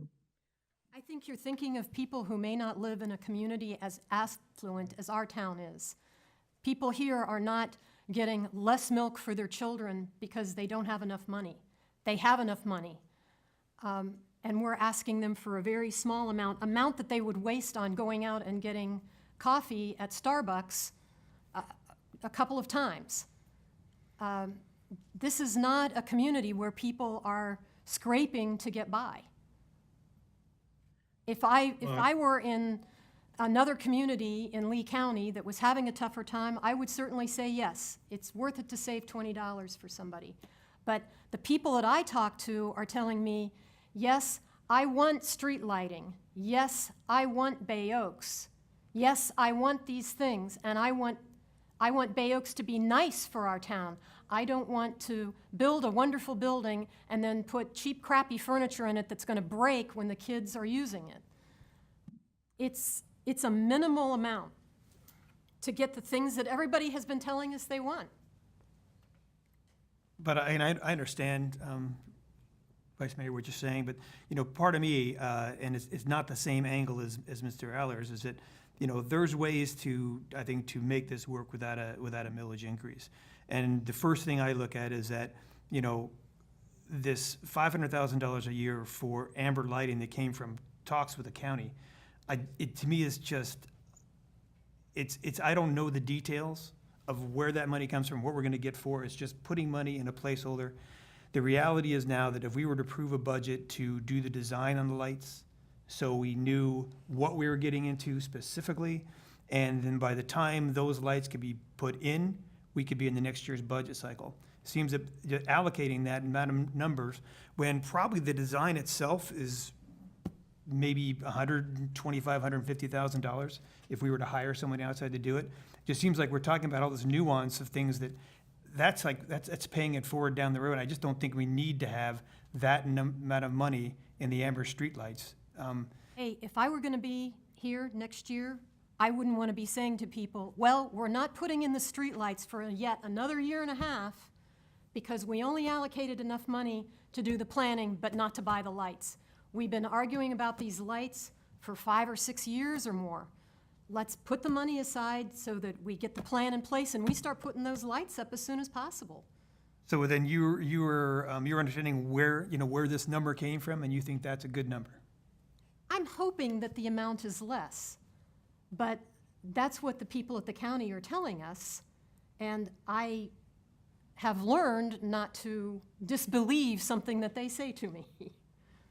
They say something, they usually mean it. They don't change their position on it. Well, let's be clear so we all know what we're talking about. And Councilor Allers, you and I have talked about this subject several times, so please correct me if I say anything that you and I haven't discussed. We have discussed the fact that in a perfect world, it would be best for Lee County to put the lights in. They've expressed to us that that doesn't fit within their core services. So the next question is, do we ask them to do it, or do we do it ourselves? I believe it's in the town's best interest to ask them to do it. And as a showing good faith that the town council is going to stand behind us and fund this over multiple years, because we're going to ask them in the construction phase to advance money, potentially to do the project, that we're going to allocate not just what we need for fiscal '23, but a steady stream of $500,000 a year to see the project through until it's done. And that's back to the Vice Mayor's point of, if we're going to do it, let's do it and get it done. People have been waiting a long time for it. So that's the basis of that number. That's the number that I've mentioned to the county, and I believe Councilor Allers has as well, as a showing of commitment that they don't get started, stop, started, stop, don't know if we're serious, don't know if we're really going to follow through, to show them that we mean what we say and we're willing to put our money behind what we say. So that's where the basis of that number is. It's more than the pure cost of design. And I'm just going to stop and take a breath and let Councilor Allers add to that if he wishes to. I think you did pretty good on explaining it as to where we got to where we're at. The number, as Roger mentioned, was a number that he discussed that he felt was something that we could work with. And in conversations with the county, they seem that, at least in verbal communications, that they're comfortable with being able to work within that number. No one, including the county, knows what the final number will be of the cost. We do know that the fixture has been approved. We do know that we'll eventually end up in the tariff program, and what that dollar amount will be, we all hope will be much less than the worst case scenario. I think it will be. I think the county thinks it will be. I think FPL is on, everybody's on board, but as Roger said, you have to start somewhere. And what we're doing, let's not forget how we got to, this amber lighting. It's been years of discussion of what's right, what's wrong, agreements, disagreement. We all finally agreed that this is the best course of action for the town. It's the only item on this add-on list, other than maybe the beach renourishment, that affects every single person that lives, rents, eats, sleeps, drives, visits this island. Every single person uses Estero Boulevard. So to me, it's a very important item. It's a safety issue. As Madam Vice Mayor said, we've been discussing this for far too long. We have an avenue that all the entities that are involved seem to agree would be a good path to get it done, the quickest, the safest, and potentially the cheapest. So I don't feel that number should change. As I said before, and I don't want to keep reiterating myself, but I'm a Bay Oaks fan through and through. I've been involved in the Bay Oaks committee since the very beginning. Dan, I don't mean to interrupt. Let's stick with one item at a time here before you go on. So, what I also heard you say is this $500,000 that we budget for, and that may trigger property tax rates, is because we're using a worst case scenario. And does that make sense in our budget to use a worst case scenario without? It also says we don't know the details. We don't know the details of workforce housing either, but we're putting money aside for that. What's the difference? Well, the difference is that we're putting aside money that's generated in a specific way towards it. It's not like we're allocating a budget and then trying to figure out, if we need to raise property taxes for it. Well, that's my point. We don't need to raise taxes. We can get everything we want here and not have to raise taxes. Well, part of the point here, Dan, is that if you don't want to raise taxes, we've got to cut back on things. And that means compromise. That means everybody has to consider what's important to them and if we can cut back on that. And so I think that kind of, constantly deflecting towards Bay Oaks, because, as much as I understand, that's probably a fairly general number. I don't know how worst case it is. But the idea of spending all this time and money to build a building that's going to be unused because we didn't allocate money to equip it, gives me some pause. Well, and I can appreciate that. And it doesn't give me any joy by saying I think this is where the money should come from to keep the taxes where they're at, or from going up. It's we don't even know where Bay Oaks is yet. We know we want to build it. We hope we can build it within the budget that we have. But I think we're all realistic to know that that's probably not going to happen. As I said before, look at the simple stormwater issue we had. It came back way higher than we expected. I suspect that Bay Oaks is going to be the same way. So we can still allocate money for a building that maybe it's not going to be done by next year. Maybe it takes an extra year, but it's going to be done. I think we all are on board with getting it done, but we don't know what it's going to cost to do that. So for me, of all the add-on items, I want to make sure everybody can get, when I say everybody, I mean everyone in the community that has told us that these are the things that are on this add-on list that are important to us, that everybody at least gets something. So Roger, how much money do we need to take off of this add-on list in order to not raise the taxes? I mean, is it just that 171? Well, Bottom of page 256, if you go back to the millage rate with the 3-2 vote, it looks like 600, when you add the amounts together, I've got over $600,000. That we need? no, I'm not quite there. I think if you want to keep the millage rate at 0.95, the add-on list total would go down to roughly $2.6 million. Okay, so we're 161. Excuse me, I was looking at the rollback rate. That's okay. It's still a chunk of change.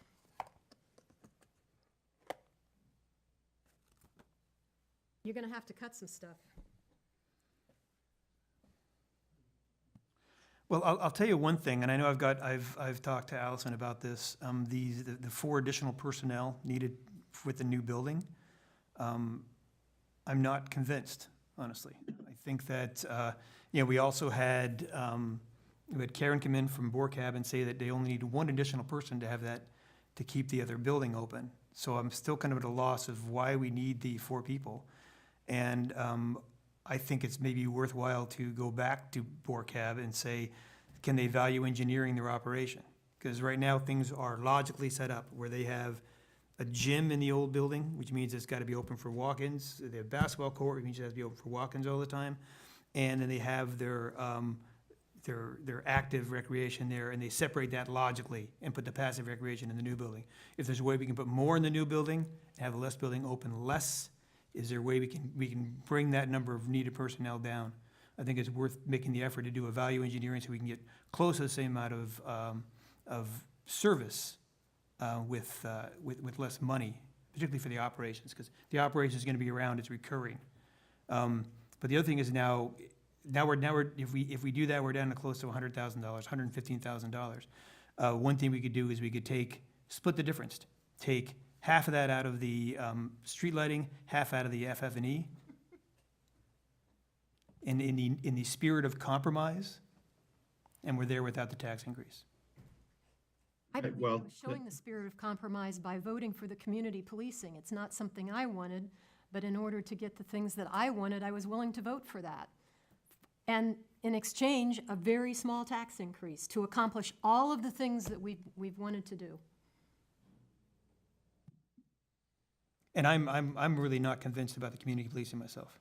Because like we said, we haven't negotiated anything. We don't really know what it is we get. We've gotten general ideas, concepts, but there's really not a lot of specificity in what we get for that $250,000. And I'm also reminded Workforce that, housing. sorry. I'm listening, go ahead. Yeah, and I'm also, I looked at the numbers for Sandoval. They have their own police force, and I've been out there a number of times on my bike. I don't recall ever seeing a sheriff, and they pay the same amount towards the sheriff as we do. there's no way to verify that we pay for community fleecing and we don't get less than our regular complement.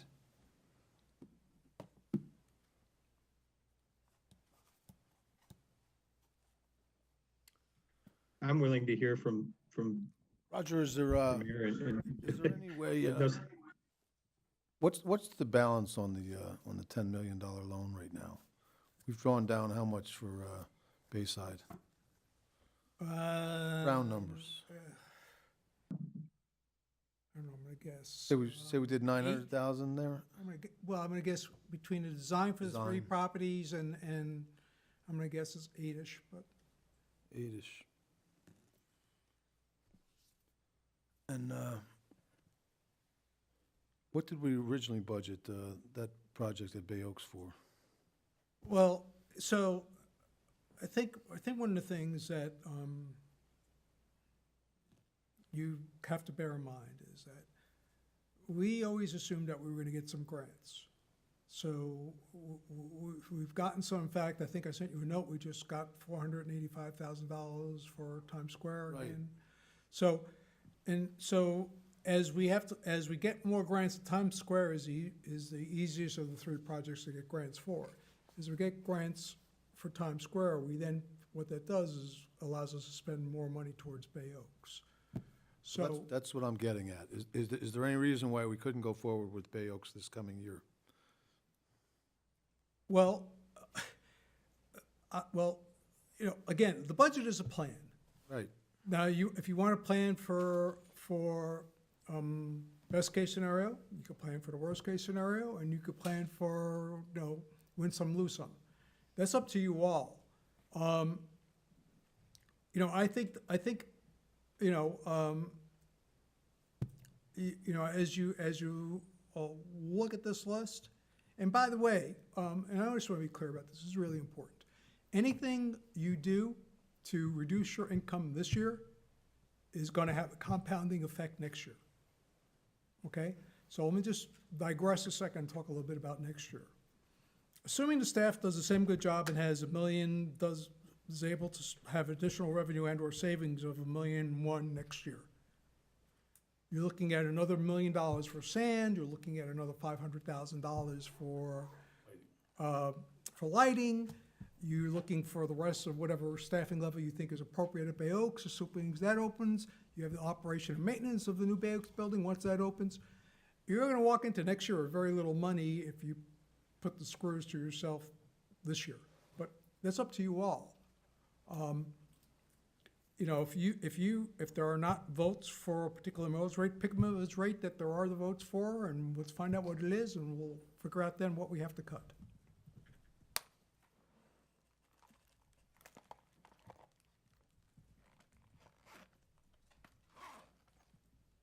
Jim, any thoughts? Well, my comments last week were premised on the fact that everything on the add-on list was a priority to one or all of the members of the council.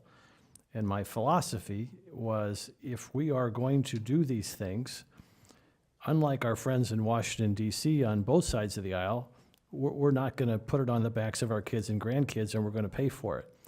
If the five of us can reach accommodation on some savings here, I'm comfortable doing that. But if we can't, and we are going to keep all these on, because as Roger said, beach renourishment's is $1 million extra next year. Lighting's an additional $500,000 next year. So this is going to keep haunting us. Now, those are projects that will eventually be paid for, probably in the next 2 or 3 years. My philosophy is such, and let's not forget that we're losing $112,000 annually on the local option gas tax, gas tax agreement.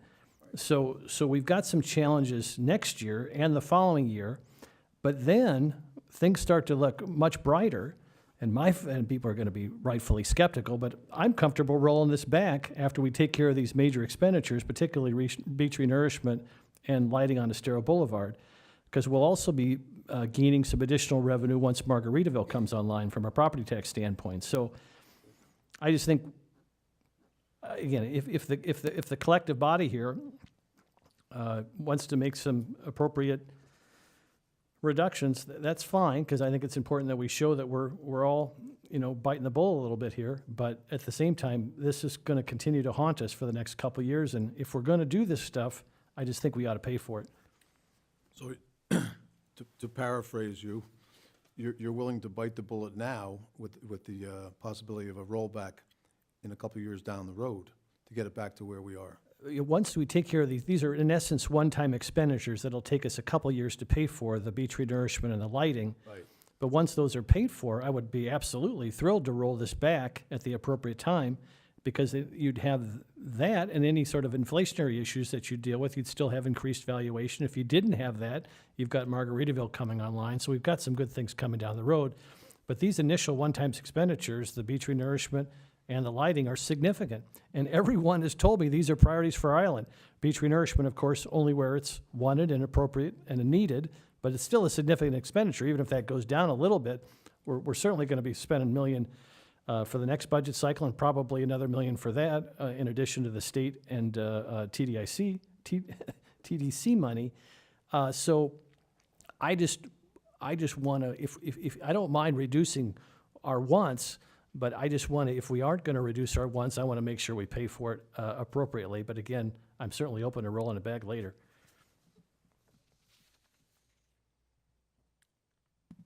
So, I guess I'll add just a little bit to that. I'm not opposed to biting a bullet. I'm opposed to biting several of them. And it seems that this year has been a perfect storm of bullets being eaten. And although most of it, some of it is not within our control, inflation, obviously, higher rates for gas, all that stuff is not within our control. Some of this stuff that we are now faced with on an add-on list here, were certainly within our control and previous council's control, and weren't addressed and weren't taken care of. And now we're at a point where the 5 of us have to make hard decisions on either paying for lack of progress, for lack of better words, from the past, or I'm going to interject here, having been on in the past. The beach renourishment used to be paid for by the TDC. That was a surprise when that whole funding structure changed. I expected that Lee County was going to pay for more of the streetlights because it's their road, but they aren't.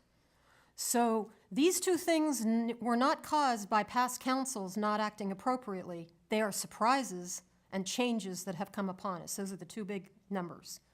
And I don't think that the street light solution has only been available for a couple of months. If we would have gone with something 3 years ago, it would have cost way more than that. We would have need twice as many poles on the street. So I think that, it's not that previous councils didn't act on it. The technological solution was not available to previous councils. well, I mean, I guess I'm not trying to create an argument here. We keep tap dancing around workforce housing, and that's more specifically what I was referring to. Housing has always been an issue, at least as long as I've been here. It hasn't gone anywhere but up.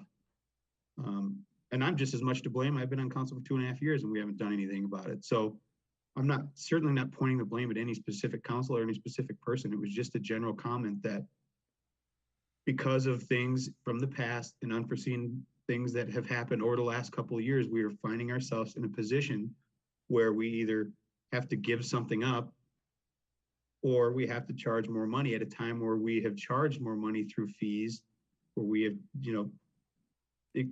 I just don't want to keep reiterating. And I think I've made my point as best as I can and my position as best as I can. And I'm willing to negotiate on some of these things. I don't think there's anything that's in that add-on list that can't be looked at as something that potentially can have a little bit out of it. But if we're going to talk specifically about beach renourishment, that is what it is. We know what that cost is. The plan is in place for it.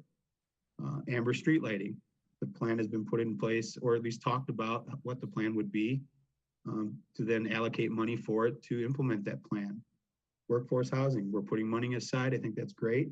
Although we don't have a plan as to how we're going to use it or where we're going to get. We haven't communicated, as far as I know, with any other outside entity, the county, developers, anybody, landowners. We're just putting money in the piggy bank which I'm not opposed to.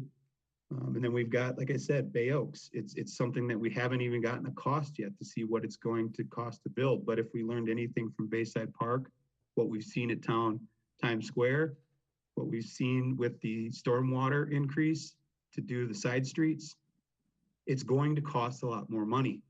And where is that money going to come from? We could say we're going to raise the taxes now, and it is a minimal amount, and I understand all that. But then when we get the bids and next year we're forced with something that could potentially be 10 million, then what? Then what do we do? So I'm just trying to look at the bigger picture. I understand that, next year we could be in a, but we don't know what next year is going to be. Prices could dramatically drop. I don't see that happening, but they could go up. I'm just trying to get everybody something that they want, and still try to work within a reasonable budget.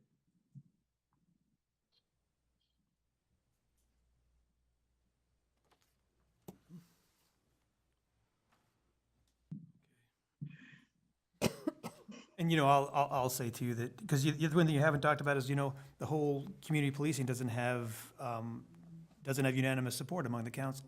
It's a compromise, to be able to put that in. Do any of these add-on items have unanimous support? I mean, we're all gonna be giving up something to get something. And that's why I think since we all are giving up something to get something, we do the add-ons for this very minimal amount. It's a compromise. All of us are compromising. I have to say that that has weighed into my strategy. There has been compromise on community policing, which I appreciate, which gives me a little more peace about voting for a modest millage rate increase, because that's an ongoing expense, not just this year. It'll be next year, the following year. I think it's money well spent, but we got to pay for it. But if we lose community policing, then I'm going to have a hard time voting for this budget and the millage rate increase. But again, I think collectively we've done a nice job of compromising, and we're not just compromising.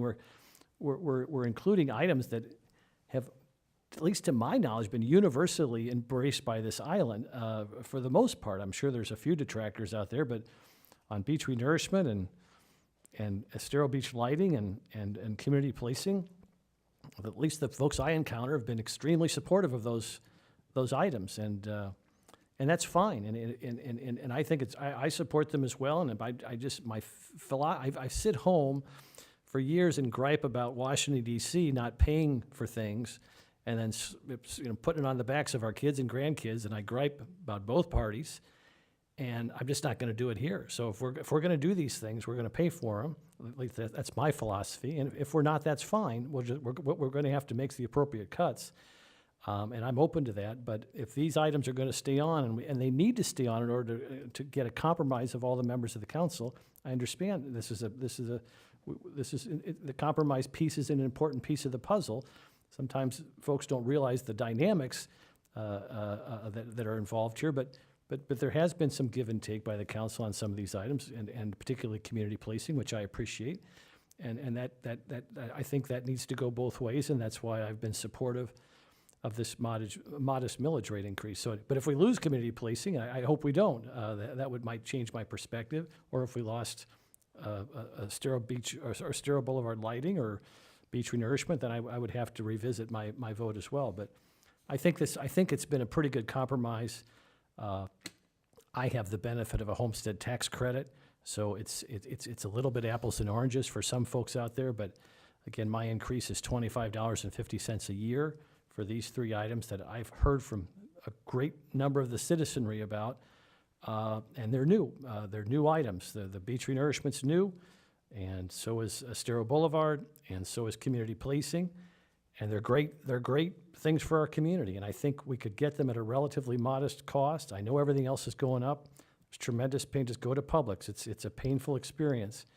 But if we say we want these things, I just think we ought to have a pay-as-we-go philosophy, and in the spirit of compromise, I do think it's a step forward for the island. And, I'll tell you, quite frankly, Commissioner Adderholt, that I understand, I'm not really sold, like I said, on community policing. it seems a little fuzzy to me, a little general. But I understand your, with your conservative credentials, and I'm sure that, that raising property tax eats to your gut like having a jalapeno salad for lunch. That it's very important to you, and you've shown your ability to really to bend. I have never voted for a tax increase in my life, and I've been in the legislature for 2 terms in Indiana, and it's extremely painful, and I don't like it. But what I don't like even more is what's happening in Washington DC. So we either make the cuts and we don't raise the millage rate, but if we need to have these things in there, I think we ought to pay for it. So that's where I'm at. Well, no one's compromised more than me. I'm the big compromiser here. I didn't want the lighting at all. I still don't believe that the town should light a county road. I don't believe it. I agree with Councilman Veach. I'm not convinced about community policing, not at all. But I'm willing to give it a shot. I'm willing to give it a shot. I'm willing to, since it's for the greater good, to put aside the funds for the lighting the boulevard. I don't agree with it, but I'm willing to do it for the greater good. So there's your compromise. There's your compromise. I'm directing that to you, Dan. You're muted, buddy. And I appreciate it, and I know that you haven't been in favor of any of those, and I think we've heard from plenty of people that those things are very, very important. And I've heard from others that they're not, believe it or not. of course, I'm sure. Believe it or not. Well, yeah, I mean, I don't doubt you, and I've heard from people that there's things on this add-on list that don't make sense to them either. So, Right. we can only do what we could do and go with what we think is in the best interest of the greater community. And I think that's what all of us are trying to do. And, I think we're almost there. well, I haven't, we haven't had to raise any millage increases. And for me, it's just difficult to try to swallow that we're, I'm compassionate to what you said, Councilor Adelhurl, and I understand what you said. It's just, for me, it's one thing on top of another this year. And how we got here, I guess we could all argue that, but it's just a compiling thing for me. And of all of these things on here, there's just one unknown that sticks out glaringly to me that we don't know yet. And that's why I latched onto that one, because I thought that's something that maybe I could rally the troops, if you will, to get behind, to try to save some taxpayer dollars. But it doesn't sound like that is going to be the will of the majority here. So I guess we'll just continue to move forward. So just keep in mind too that the increased parking fees are in this mix, and without those, we'd be cutting something. So it's not just about this tax rate. So then, Dan, are you saying that you'd be willing to increase the property tax rate to get this add-on list as it is? Well, it appears to me, even if I don't, that there's, based on what we see in our blue sheet and with my conversations with the town manager, whether I vote for it or I don't, the millage rate is still going to increase. It may not increase to the fullest amount, but it would increase enough to be able to get us to where we are at with all of these things on the add-on list. Am I mistaken in that, Roger? Well, I think that I'm looking at this sheet, and it says that if there's a 4-to-1 vote, then we're back to 0.95. If one person would vote for the increase, we don't get it. No, it goes to 0.9769, and it's a difference of $56,000 in the bottom line, according to what's in our blue sheet. Which is kind of. Whether I vote for it or I don't. Kind of insignificant, which would be more symbolic than anything else at this point. You agree with? Well, exactly. So $56,000 is essentially what my vote would cost or save. Right. And we have to figure out where to take it from. Pardon me? We have to figure out where to take it from. All right. But that's another thing, Dan, that if you say you're not going to vote for it, that you want everything on the list and you're not going to vote for it, then if someone else doesn't vote for it, then we're to what, 0.881? We're down like another 250K. 265. Well, from what I've heard, it sounds like right now it's a 4-1 vote, which would mean there's a 56,000 that would have to come from somewhere, as Roger said. And I think, as I've stated from the beginning, the one thing that's in the add-on list that I think has room to move a little bit, especially at 56,000 versus 200,000, would be the Bay Oaks FF&E. I'll tell you straight up though, Dan, that I'm not convinced about. And that's something that I'm for. Excuse me, Dan. I'm not convinced about this community policing, and I do not want to raise property taxes. Now, I've told you what my idea of a compromise, but you're just focused on one thing. And I'll tell you that if you decide that you're not going to vote for a rate increase, then I'm not going to vote for community policing. And Well, then I guess- in everything that I've heard so far, Dan, you've gotten everything that you've asked for, except for a minor millage decrease. You haven't given up anything. You've got your community policing, you got your lighting, you got your beach renourishment, you got all your biggies, but you haven't given. Well, I could argue that, What have you given up? 2 years of getting to this point. 2 years of getting to at least where we're at a discussion that those things could be added. So I would say I've given up a lot as well. I've voted for things over the past 2 years that I wasn't 100% behind, but I did because I supported the initiatives of my fellow council members. And I'm asking to take that $56,000 from something that is very important to me, something that I was very much involved in from the very beginning, getting it to the point where it's now at least where we can get bids to get it built. So I kind of take offense to you thinking that I'm not giving anything up. I've given up 2 years of fighting for community policing. I've given up 2 years of fighting for street lighting. I've given up all these years. And mind you, had we did these 2 years ago, we wouldn't be talking about this right now. It would have been done before COVID. We wouldn't have to worry about inflation. We wouldn't have to be worried about some of the things that we're dealing with now, increased fees. All these other things that we're dealing with, that is that perfect storm that I'm talking about, is the reason we're having this discussion. And if we're $56,000 apart, that's not that far apart. But you're asking me to give up what I believe, and the majority of people that I have talked to believe, and at the end of the day, that's who we work for, have told me are important. That's what I'm fighting to do. So if that means that I'm going to get an ultimatum that either I do this or I don't get that, I don't think that's fair. And I don't think it's fair to say that I'm not giving up anything, because I think the community has given up. Excuse me. Well, I'm not saying you gave it to me, sir. I'm saying that someone else just gave it to me. Sorry. Counselor Veach gave me an ultimatum by said, if I don't do this, he's not going to do that. Well, because I don't think that's a great way to do it. And in parts of it, I'm looking at, Councilman Adderholt here. He said he's willing to do this tax increase, which is the right thing to do. And just for you to want everything on this list and then say, but I'm still going to vote against the rate that pays for it. And then you have to be the only one that does that. If anybody else votes against that, then we go way down in the tax rates. We're five counselors here. I agree. But I haven't given any of you an ultimatum like you just gave me. Go ahead. I'm not going to, because I think that's bad policy. I think that's a bad way to do business. I'm simply laying out there what I believe is in the best interest of the community. That's all I'm doing. And at the end of the day, if my vote, we lose $56,000, I'm trying to give an avenue of something that I've said several times is very important to me and to the community. I'm willing to take it from that area, because I think there's room for that to be absorbed. I think that's a feasible way of doing it.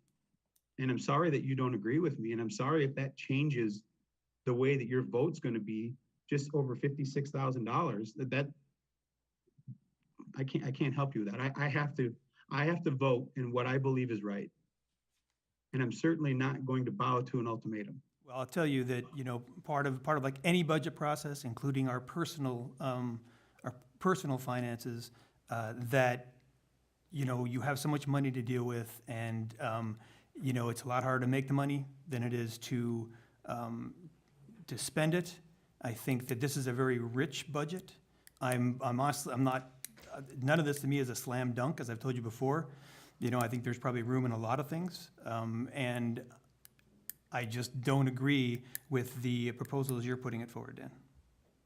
You know, and I can appreciate that, Counselor Veach, and I can certainly appreciate what the town manager has said as far as if we don't do it this year, we're gonna have to do it next year, and it's gonna make things worse next year. That's probably true. I don't disagree with that.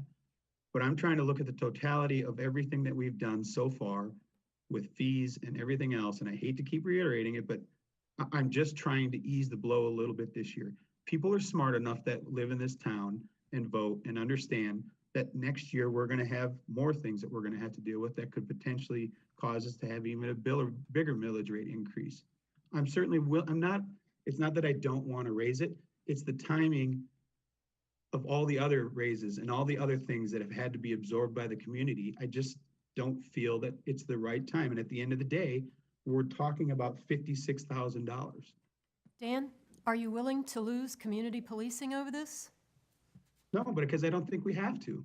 Well, I'm hearing 3 people say that they are compromising for this and are willing to vote for community policing in order to get this passed in a certain fashion. So And I think I stand your think, ground, you could lose your community policing. well, And I and thought again, that was important. of course it's important to me. It's important to the community. That's why I've been fighting for it for 3 years. Well, there are 3 of us, I think, who disagree with you. We don't. And that's fine. And that's fine. We're willing to go there on a 1-year basis to see whether it really is important or not. We're willing to give it a chance even though we disagree with it. And I'm simply giving you an avenue that we don't have to talk about community policing. We have $500,000 in the add-on list for furniture. If we can't figure out a way to buy furniture with $56,000 less than 500,000, we've got much bigger problems than a small millage increase. Well, I'm not sure where the That's all I'm saying. 56,000 is coming from because I'm not sure what Because if- millage rate you're going to go for because the millage rate That- the- for a 4-to-1 vote vary between 0.8882 and 0.99769. So I don't know why everybody's glued to this $56,000 number. I don't know where that is necessarily because I don't know which millage rate below the 5-0 vote it is that you want to vote for. Well, it'd be the maximum, whether I vote for it or I don't. My understanding is if I decide I don't want to vote for it, the maximum is going to be 9,769. Is that correct, Roger? Assuming the other 4 counselors agree, that would be correct.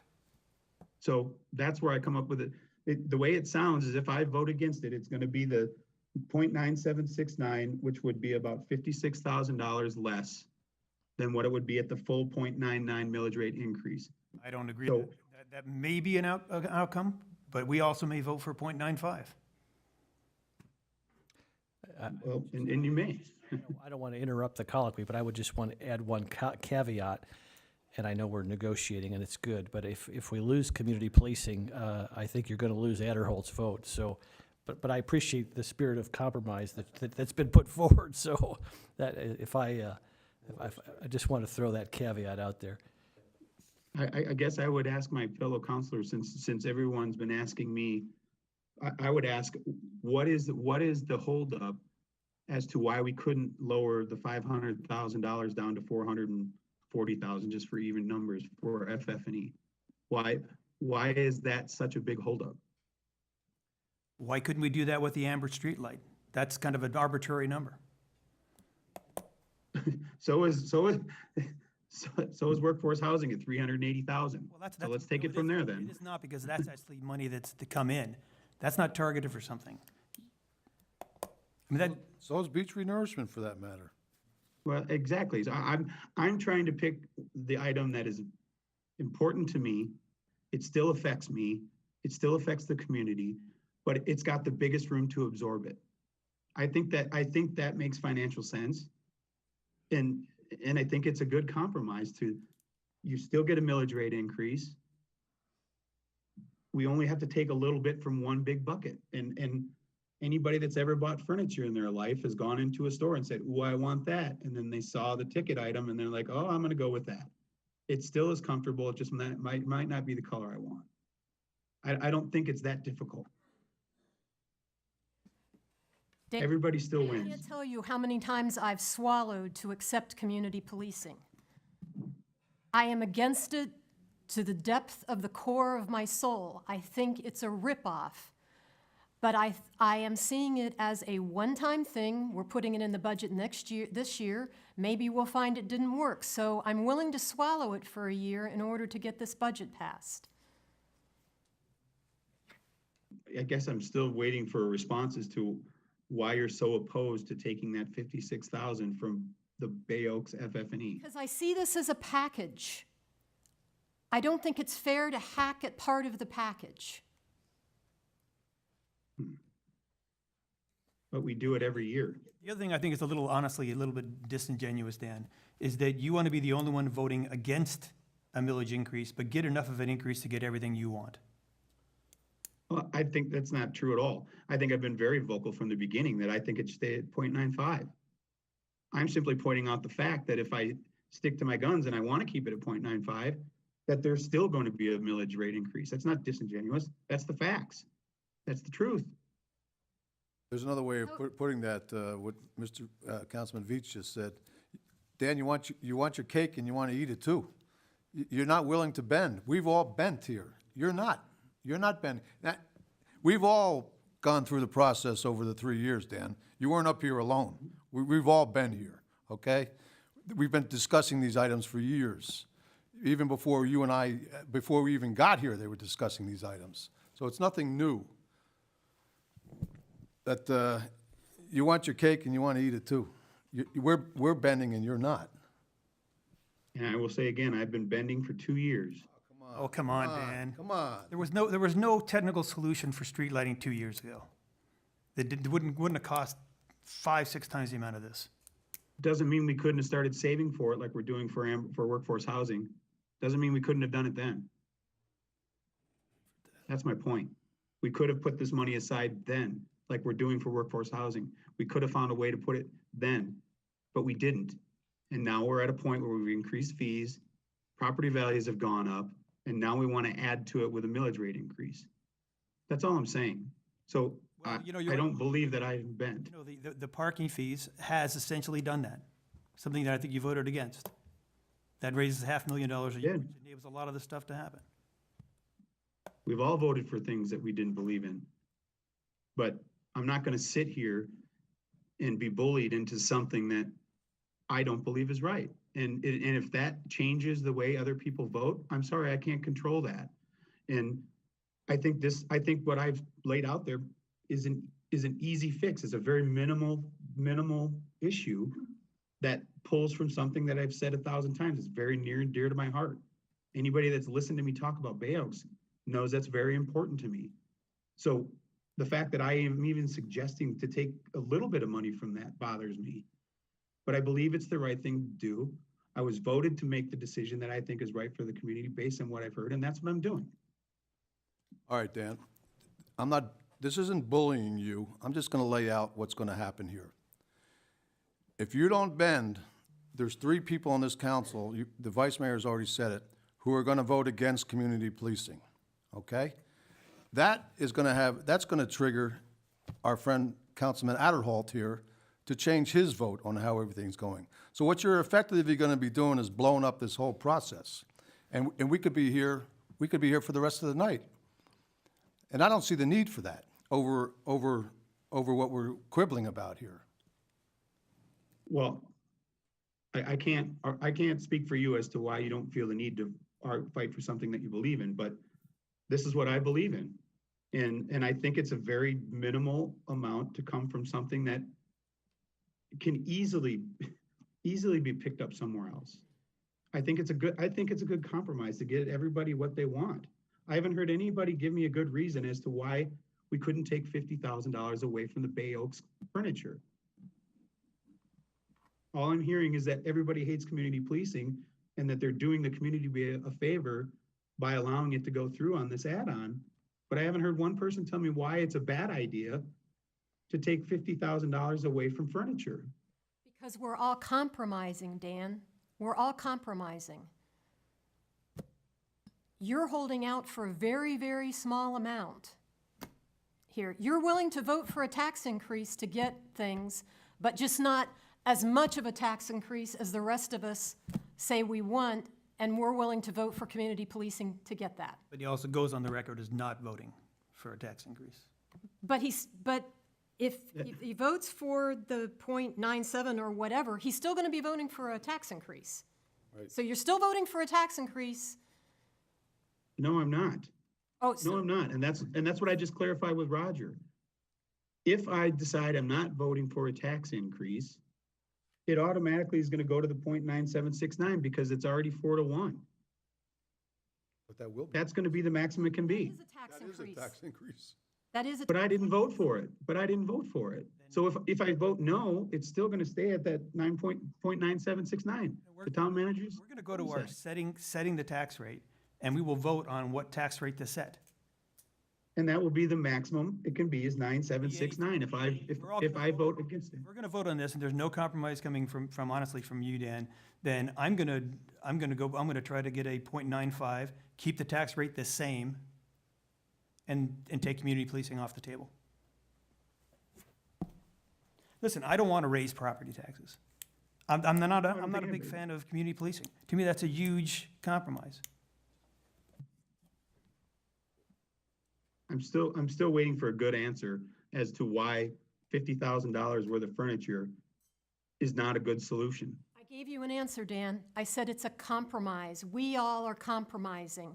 We've given a little bit here, a little bit there. You're holding out, you're the one who's holding out for the very small amount, the $56,000. And the ability to say you voted against a tax increase. It has nothing to do with what my ability to say. It has to do with what I think is right. And I think this is right. I think this is a compromise. I think I've stated quite eloquently that I've compromised over the last couple of years on the add-ons. I voted for things that I didn't think were in the best interest for the town, but I did it I'm gonna agree. because it was a compromise. I'm not gonna agree on a tax increase either. But that's your choice. Then we'll figure it out. Then, you know, the Bay Oaks project, back when it was being originally discussed, the plans came forward from the Board Cab Committee, which, of course, you're liaison to, and it was too much. It was scaled back by the town management. Some said it was emasculated. Some resigned from the committee as a result of that. That was a compromise. So we cut back, right? So now, I don't hear any of your members, your fellow Board Cab members, I don't see any of them here. I don't hear from them, any of them saying, you know, cut that amount out of the furniture and fixtures, cut that amount out. I don't hear from any of those people. They want this project done. They want it done. And we're not gonna build a project and then do it half-a, you know, for lack of a better term. We wanna do it right. And to pull the money out of it now, at this stage of the game, is a setback. That's a setback. I mean, over so very little. I don't get it. Well, I think we all can agree, Mr. Mayor, that the cost to build that building is going to be more than we anticipated. We all know it. We all know it's gonna cost more money and that money's gonna have to come from somewhere. We all know it's gonna be a millage increase. Because where else is the money gonna come from? We're gonna borrow it some more? The money has to come from somewhere, right?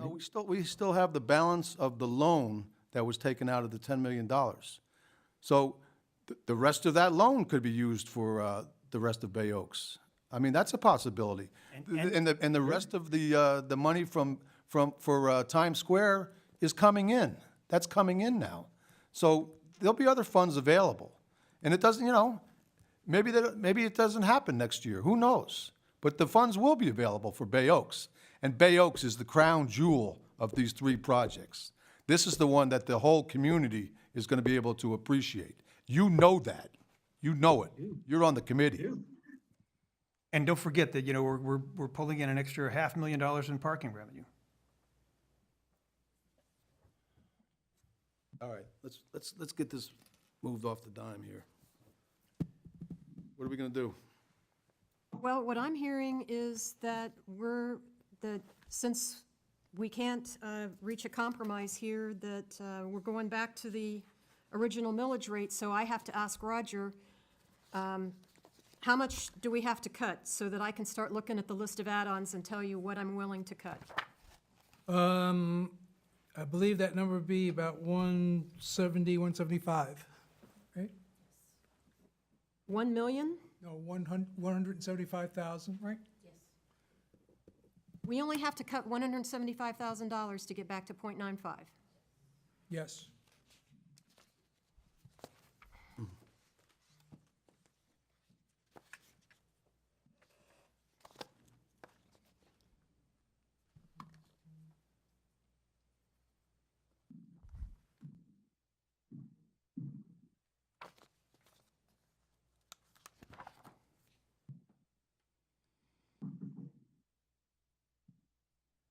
Well, if we cut community policing, that certainly takes care of it.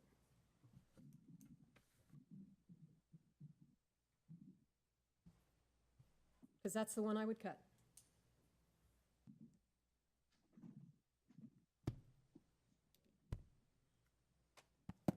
To me, I see community policing or, just paying for the design on the Amber streetlights, understanding that gets us out of sync with the county. There's probably more likelihood that we'll have to go on our own with FPNL. How about this for a compromise? Although I don't want it to go up, and it would automatically go up, the maximum it could be would be 0.99 if it was a 5-0 vote, correct, Roger? That's correct. And if we vote for it, that doesn't necessarily mean that we have to adopt the 0.99. It could be the 0.9769, correct? Anything below .99? So from what I've heard from Councilor Adderholt is if we lose community policing, it's potentially going to change his vote, That's correct. which now brings us down to the 3-2 scenario, which in that would be, the max would be 0.8881 that it could be, correct, Roger? Yes. And now we would be talking about $400,000 that we would have to cut, roughly, 450,000 out of the add-on list. I think that's a rollback number. You would have to cut, I think, 265.5. The Roger, just because this blue sheet is all pretty new to us, but if the motion is made to keep the rate at 0.95, that is it just need a majority to keep it at 0.95? 4-1. Because this here it says change in property tax. If we're not changing the property tax, does it just take a majority? I believe it's 4-1. It's a 4-1, it's based on the percentage compared to the rollback rate. So it'd still be a 4-1 vote. So anything over this applies to anything over the rollback rate. The percentage off the rollback. Percentage from the rollback, correct. And by the way, so while we're going to take a breath, I could spend 2 minutes telling you a story. This was all created by the legislature to put you all in this exact pickle. Well done. Well done, yeah. Sure, help yourself. Continue without me. So I guess what I was trying to say is if it goes to 3-2, there's going to have to be even larger cuts so whether you want to choose community policing, there's still going to be other things that have to be cut. So if we want to have that discussion before we can make a decision, I'm open to doing that. Or, I'd be willing to compromise to get to that minimum amount of money that would have to be cut, but still vote for the millage increase to ease your conscience, if you will, Councilor Beach, on me being able to say I didn't vote for a millage rate increase. I would then. I'm going to take one last stab here, Dan. There are Okay. 4 of us who agree about something. Mhm. You're the only one. Why should all 4 of us have to move for you? Well, I'll say it's not about us, it's about the community, and I think that I've provided a way to give the community as much as We possible. represent the community too. That's what I'm saying. So it's not about us. Well, it's not about me. I'm trying to provide something without raising a millage rate increase. Or is it as small as possible? Let's put it that way, to be able to achieve the greatest amount of good without, I don't want to do it at all. Just like you said, you don't want to vote for community policing. I don't want to vote for any millage rate increase, but I'm willing to do it if we're willing to sacrifice a little bit of money from one specific area. No, you're So not. I'm You're talking about voting against it. That's not voting for an increase. That's voting against it. That's what the -1 means. Now, a question for you, Councilman Adderhold. If we were to not have community policing and have a motion to move to keep the tax rate at 0.95, would you vote for that? Is that possible? The way, did Roger explain it in a way that wasn't possible? It's a sincere question. Well, I think that my understanding is that 4-1 or 5-0, if we could have 0.95. Yes. Yeah, I can't, in good conscience, because this is what happened last year. Community policing was not included in the budget, and that was the primary reason I voted against last year's budget. So I will be voting against the budget. I'm willing to compromise on all these things, but I will not, I can't, given what I've heard from the community this last few years, I can't vote for a budget that doesn't include community policing. That's exactly what I said last year, and I would be inconsistent if I didn't maintain that position. I happen to believe that position as well. So I hope that answers your question. I'm not trying to be difficult, but it was a 3-2 vote last year, and my no vote was because of the lack of inclusion of community policing. So I would be consistent with what happened last year.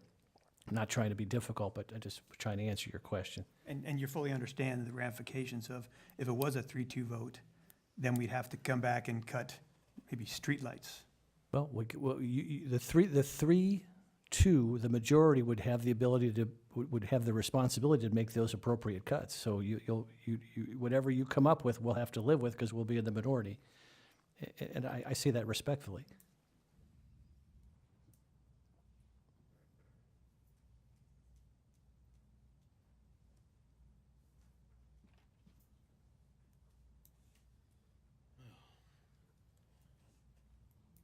You all done swinging? Well, it seems to me we could be here all night, Dan. Well, I guess you can, if it makes you feel better to keep pinning it on me, then so be it. Well, You know, but it is, have at it. 4 of us are willing to compromise on a certain position. And over $56,000, you aren't willing to go there with the other 4 of us. That's it, hard and fast. I'm just trying to do what I think is best. And I think that there's a way to do it. And it's still at 4-1, you're gonna get everything and. Because you can't get that $56,000 cut, you're willing to gamble community policing, possibility of getting the streetlights done. You're willing to throw all that away over $56,000. No, I think you're willing to take it away from people over $56,000. You're the vote. I'm not gambling anyone. You're the vote. I'm not gambling anything. I'm not gambling anything. We could still keep community policing and take the cuts from somewhere else. You're choosing to use community policing Because that's as part of our the center of the dartboard. compromise. That's part of our compromise. I'm trying to compromise too. You. But why is it always about community policing? It seems like this, I understand you don't like it, but that's fine. But there's several other things on this add-on list that we could talk about. But that's the one I disagree with. That's the one I think is least needed of all the things. And the only thing you want to talk about in the add-on list is Bay Oaks. Well, I'll be happy to talk about workforce housing if you want to talk about that. I'll be happy to talk about any of them. Jen, you know that doesn't apply. You can't take the workforce housing money and use it for community policing. You know that. And it goes back to my point of not putting it in here, so we don't even have to discuss it, but I digress. I don't know. I think I've provided, you could try to drive it however you want to drive it. I'm compromising because I know even though I vote no, there's still going to be a millage increase Not necessarily. that I don't want. There's not That I don't want. There's not necessarily going to be a millage increase. You may end up losing many, many, many of these projects because I'll change my vote, but then Jim is going to change his vote. So we may be to the point where we cut a lot of these things that you'd like to see done. Well, You're really gonna save tax dollars. Then I you, guess I don't understand why no one, you say you're bending, but all you're doing is you're threatening community policing. That's all you're doing. You're, you know, if it means that I have to go another year without community policing, But you might not only have to go without community policing, you might not get your light project started. well, we might not get a fishing pier. We might not get Bay Oaks personnel. We may not, there's not a lot of other things. You're just saying that one item. You're choosing one item on here. I'm saying that. You're doing the same thing that you're accusing me of. Dan, your one vote is going to set into effect things tumbling downhill. 3 of us will change our vote, then Jim will change his vote. Things are just going to keep tumbling until many things end up having to be cut. Because it's Well, a here's what cause I'm and gonna do. effect. Here's what I'm gonna do. I'm not only gonna tell you what I'm gonna do this year, but I'm gonna probably tell you what's gonna happen next year. There's going to be another millage increase because we're gonna find out that to do the Bay Oaks building is gonna cost far more money than what we expected to. That money's gonna have to come from somewhere. We can all plan and hope that we're gonna get grants. We've already found out that doesn't necessarily happen. Yes, we've gotten some of it back, but we didn't get all of it back. So you can't plan on what ifs, right? So I would be willing to bend on voting for it this year, but you can expect that next year, there's gonna be a very hard discussion as to why we can't go backwards.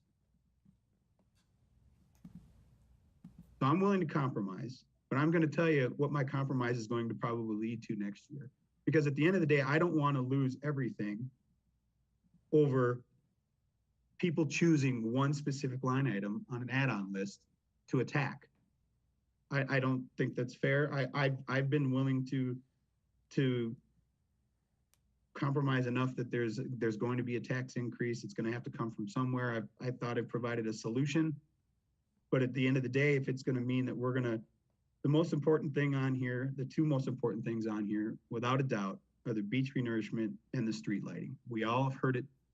And if there's any possible doubt that from what I've heard, is the majority is going to go against the street lighting because they want to go against the street lighting because I don't want to vote for a millage increase.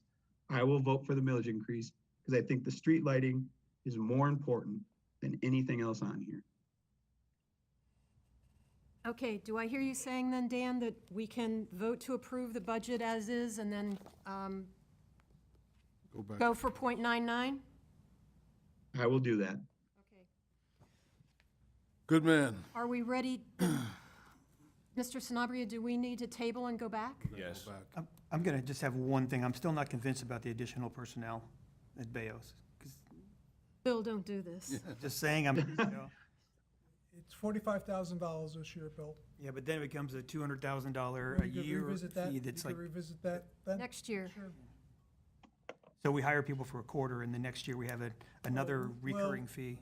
Well, we lose people all the time, so, we may just wind up replacing people, but it wouldn't be the end of the world if we, through attrition, we don't fully fund the positions next year, and through attrition, we get back to the number you're comfortable with. Okay, is there a motion to table this and move back to the millage rate?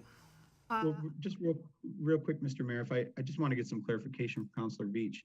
So you're saying you're willing to pull $45,000 off the add-on? Why didn't we have this discussion an hour ago? I mentioned it before. All right, moving on. Okay, I will move that we table the budget so that we can move back to the table, the millage vote. I'll second that. Any Need to vote for it? discussion? Pardon me?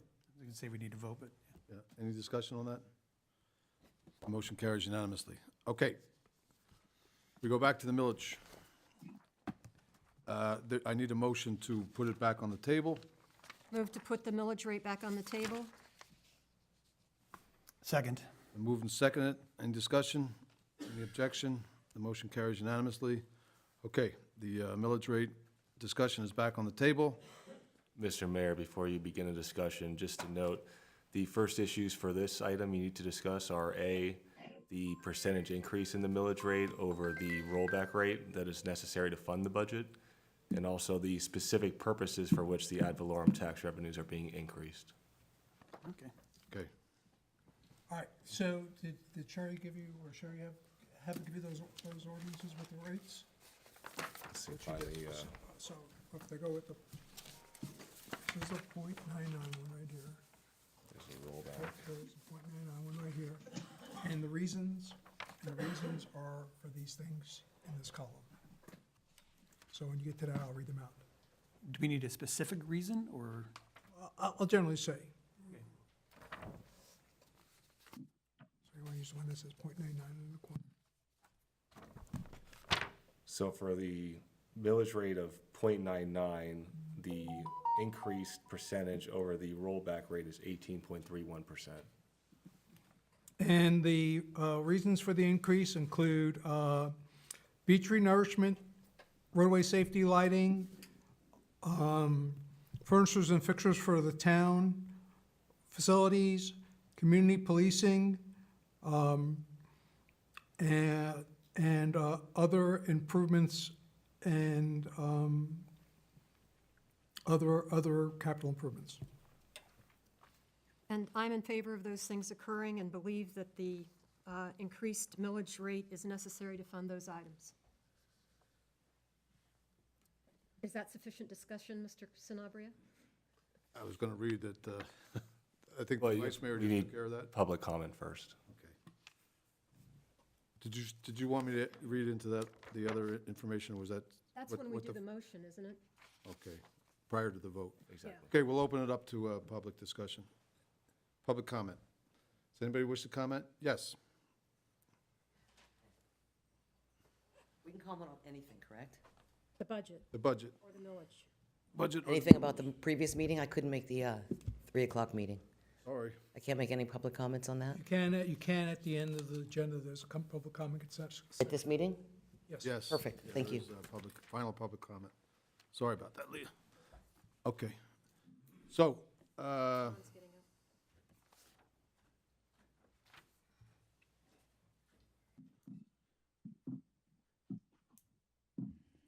John R. King, 8402 Estero Boulevard.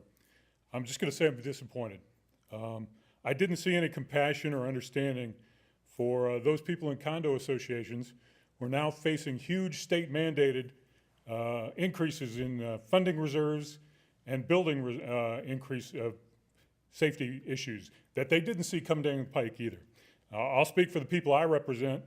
That's gone from $800,000 that we allocated for to $3 million. That's $30,000 for each of those people. I've got 100-year-old people in my buildings, and I'm very disappointed. I'm very ashamed over $175,000 that you couldn't keep it at 9.95. Let's find some of these rich people and get them to kick in. Get them to kick in that $40. That's what, all I kept hearing about was the homestead exemption as well. You're not representing the people that don't have a homestead exemption. anyone else? Okay, we'll close the public comment. Now we'll go back to the millage rate here. So, and this final millage rate is necessary to fund the final budget, including the additional projects and services previously discussed, which is what you said. Okay, is there a motion to approve the millage rate of .99? I'll move to approve the millage rate at .99. And when, as part of that motion, isn't there something I need to read, Mr. Sanabria?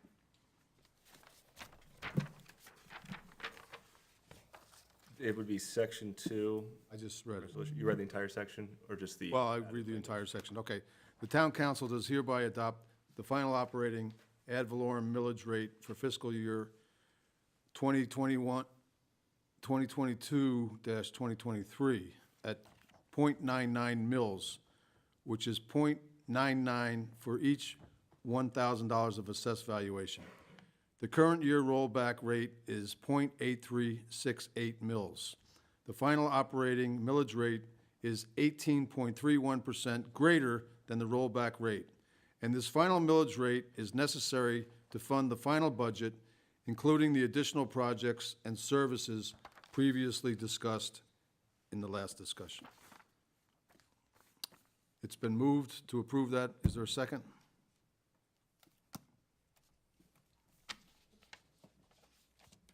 I'll second it for discussion. Okay, it's been moved and seconded. Discussion. Go ahead, Bill. I just want to kind of point out, no, I really am not happy about raising taxes, but I'm also not happy about the community policing. And I think that I know where and I know that Councilman Adderholt is really not happy about raising the rates. This is a compromise. And in some ways, this tax increase really just barely covers the loss of gas tax revenue that were now inflicted on us by the county. Any other discussion? Any objection? We have to, Have a roll call. Roll call. Madam Vice Mayor. aye. Mr. Mayor, aye. Councilman Adderholt. Aye. Councilman Veach. Aye. Councilman Allers. Aye. Motion carries unanimously. Now we'll go back to the budget. Is there, Since it was tabled, do we have to move Yes. it back on? I'll move to, I will move that the budget be placed. I'll second that. Any discussion? Any objection? The motion carries unanimously and the budget is back on the table. Is there a motion to approve the, Mr. Mayor, before you make that motion, I would open this up to public comment as oh, well. I'm sorry. Public comment on the budget. Oh, coming later, Leah. Okay. No? Of course.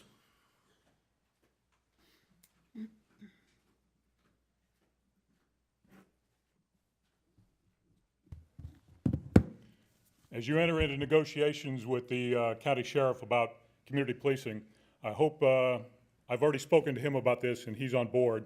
I hope you will look at pursuing federal grants that the county needs to apply for that will pick up 75% of the cost, and then figure out what to do about the other 25% if that comes through. I know Fort Myers, the town there, received over $1 million at one point. It's a 5-year grant. It would give you a chance to plan down the road for further community policing in your budget. Thank you. Thank you, sir. Anyone else? See? Mr. Prasad, you want to comment on the budget? On the budget? No, okay. That's what I thought. Okay, any further comments? Seeing none, we'll close it. Mr. Mayor, Yes, sir.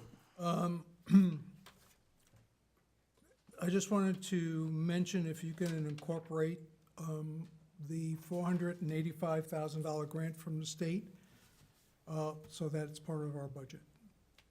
I'll voluntarily withdraw my motion and make a new motion which incorporates the aforesaid amount.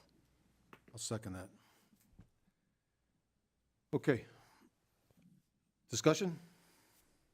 So just for clarification, that's money that you got from the grant for Bay Oaks? Times Square. Times Square, okay. No further discussion. We'll call for the vote for the 2022-2023 budget. Vice Mayor Hasselfrost. I made a new motion. I made an amended motion based on the town manager's request. I'm asking for your vote. Oh, I'm sorry. I was explaining what, I know you were. okay. Aye. Murphy, aye. Adderholt. Aye. Beach. Aye. Councilman Allers. Aye. Motion carries unanimously. Okay, the next item on the agenda is final public comment. Leah Gregg. Hi. Thank you. Leah Gregg. I live on the north end of the island, and I wasn't able to attend the 3 o'clock meeting, so thank you for the opportunity to provide my comments now. So the main topic of my comment today is transparency. I believe you discussed that earlier, or really the lack thereof. And I have two specific topics to comment on, but one will have to wait for a future meeting, as I realize time is limited here. So the short-term rental fee increase isn't really so much of an issue for me personally, as the way the whole thing went down. I think you guys all kind of agree with that. If short-term rentals can contribute to affordable housing, frankly, I'm all for it. If there's a plan and we can really help eliminate that issue. But pragmatically, what was proposed during the September 8th meeting, it was really anything but pragmatic. It really wasn't, I mean, personally, there really wasn't a plan. There wasn't a money set up aside. So I get where you're trying to go, but, in addition, anyone that watched the September 8th meeting, they saw each topic that a proposed fee hike was proposed. They had an opportunity to comment. And I don't really understand why that is, because every proposed fee increase, and some were substantial, and there were many, were on the 3-page agenda that is visibly available to the public, as well as the fee schedule that was also available to the public, if you search for it. The fee schedule discussion was over, and Bill, I mean, we discussed this. You literally interrupted the vote on the fee schedule and started a whole new discussion increasing the short-term rental fee, and it really kind of came from left field. So the public knew that a decision was going to be made to increase fees for several businesses and town amenities like Newton Park, and the public had the right and the opportunity to express their comments for 3 minutes. And based on those comments, several of you listened and substantially reduced the fees that were originally proposed. And frankly, that's the way it should be. The short-term rental fee increase was not on the agenda linked to the meeting, nor was the proposed increase on the town fee schedule. And to many, this really appeared to be somewhat deceptive. I communicated with Roger and John Herron, the town attorney, why this was the case. And John informed me that the process that was taken was legal, and there is a 401-page document, referencing short-term rental fees. And he told me it was on page 262 of 401. So perhaps it's legal, but is this transparent? I mean, bury a proposed fee on page 262 of a 401-page document that, quite frankly, I requested from Amy, since it's public record, and she directed me to a website that I can't find it, at least on my phone, perhaps on a desktop, but I still couldn't find it, and I searched. So I'm up. All right, so for the record, just please be more transparent. I think we are all deserving of that. If we ask questions, please answer our questions. And, transparency is the key to successful government. With all the experience you guys have, the town manager has, the attorney has, do you really want to lead with lack of transparency, lack of honesty, and lack of integrity, and it really established lack of trust with your community? Again, we all deserve better. Thank you. Thank you very much. Anyone else? Prasad. Good afternoon, Council Member. As you all know, I'm Terry Prasad from the Sunset Beach Tropical Grill. I would like to take this opportunity to give you a little fact sheet on the current issues I'm having with the town. As you all are well aware, there's been an ongoing legal battle between myself and the town of Fort Myers Beach. It all started in 2017 when the town took my rights away to serve and use the extended premises at Sunset Beach Grill. Since then, we've gotten our rights restored, but we're still in court trying to resolve this. At this budget meeting, I heard about the spirit of compromise, and I've attempted to compromise or work the situation out numerous times and have not been able to reach or even sit down with anyone to compromise on it. There's a lot of information that your town manager and town attorney is not providing to you. And it's a brief email that I sent to you and that I'm gonna give to you also on a hard copy. But on the last page of it, there's the conclusion from the federal court where the federal judge strongly suggested and encouraged the parties to consider settlement discussions before continuing further litigation in court, which we are pursuing But I'm still open to discussing this, and I'm still open to resolving this. And I hope you take that into consideration in your executive meeting when you talk to Mr. Herring. Thank you for your time. I'll approach. Hold on 1 second, Terry. Victor, is this appropriate for us to take anything, since we're in litigation with the gentleman? I could take a copy of it and review it. Would you do that? Would you give a copy, Terry, to the attorney? You just give them all. Okay. Okay, just give him the whole package, Terry, and then And then if he wants to give it to us, he will. Thank you. maybe we'll appoint a special master. That'd be fun. Thank you, guys. Not from Palm Beach. All right. Anyone else? Okay, seeing none, we'll close the public comment. We'll move on to town manager's items. Town manager? I have none, thank you. You're done, okay.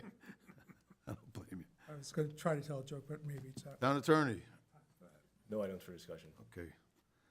Council members' items and reports. Councilman Aldridge, we'll start with you out in Colorado. By the way, how's the wedding going, all right? I'll let you know in a little bit. All right. Now rehearsals here in a little bit. Got a so nice it'll be- haircut for it, I see. Yeah, well, sometimes you lose a bet. All right. The only thing that I had was just a little clarification as to something Councilor Veach mentioned earlier, that Sanibel actually does not pay Lee County Sheriff's Office for deputies, and they do get reimbursed a fee for their SRO officer. So just wanted to make that as a point of clarification for them. Thank All you. right, thank you. Vice Mayor, In the spirit of compromise, I will say nothing further. I will join your spirit. Councilman Erholt. Nothing additional. Councilman Veach. Just going to say Island Hopper is going on now, starting tomorrow on the beach. So get out there and listen to some music and enjoy the fine businesses and all that. Thank you for bringing that up. Yeah, I forgot. Okay, if there's nothing else for the good of the order, we'll entertain a motion to adjourn. So moved. Second. Been moved, seconded, discussed. No objection. Just wanted to thank you guys for allowing me to do this via Zoom. I appreciate it. And one thing about being from Colorado, make sure you have chapstick. Got a whole case of it. Thank you. Dan, thank you. Yes, thank you, Dave. Thank you for everything. Have a good day. We're going to adjourn at 6:58.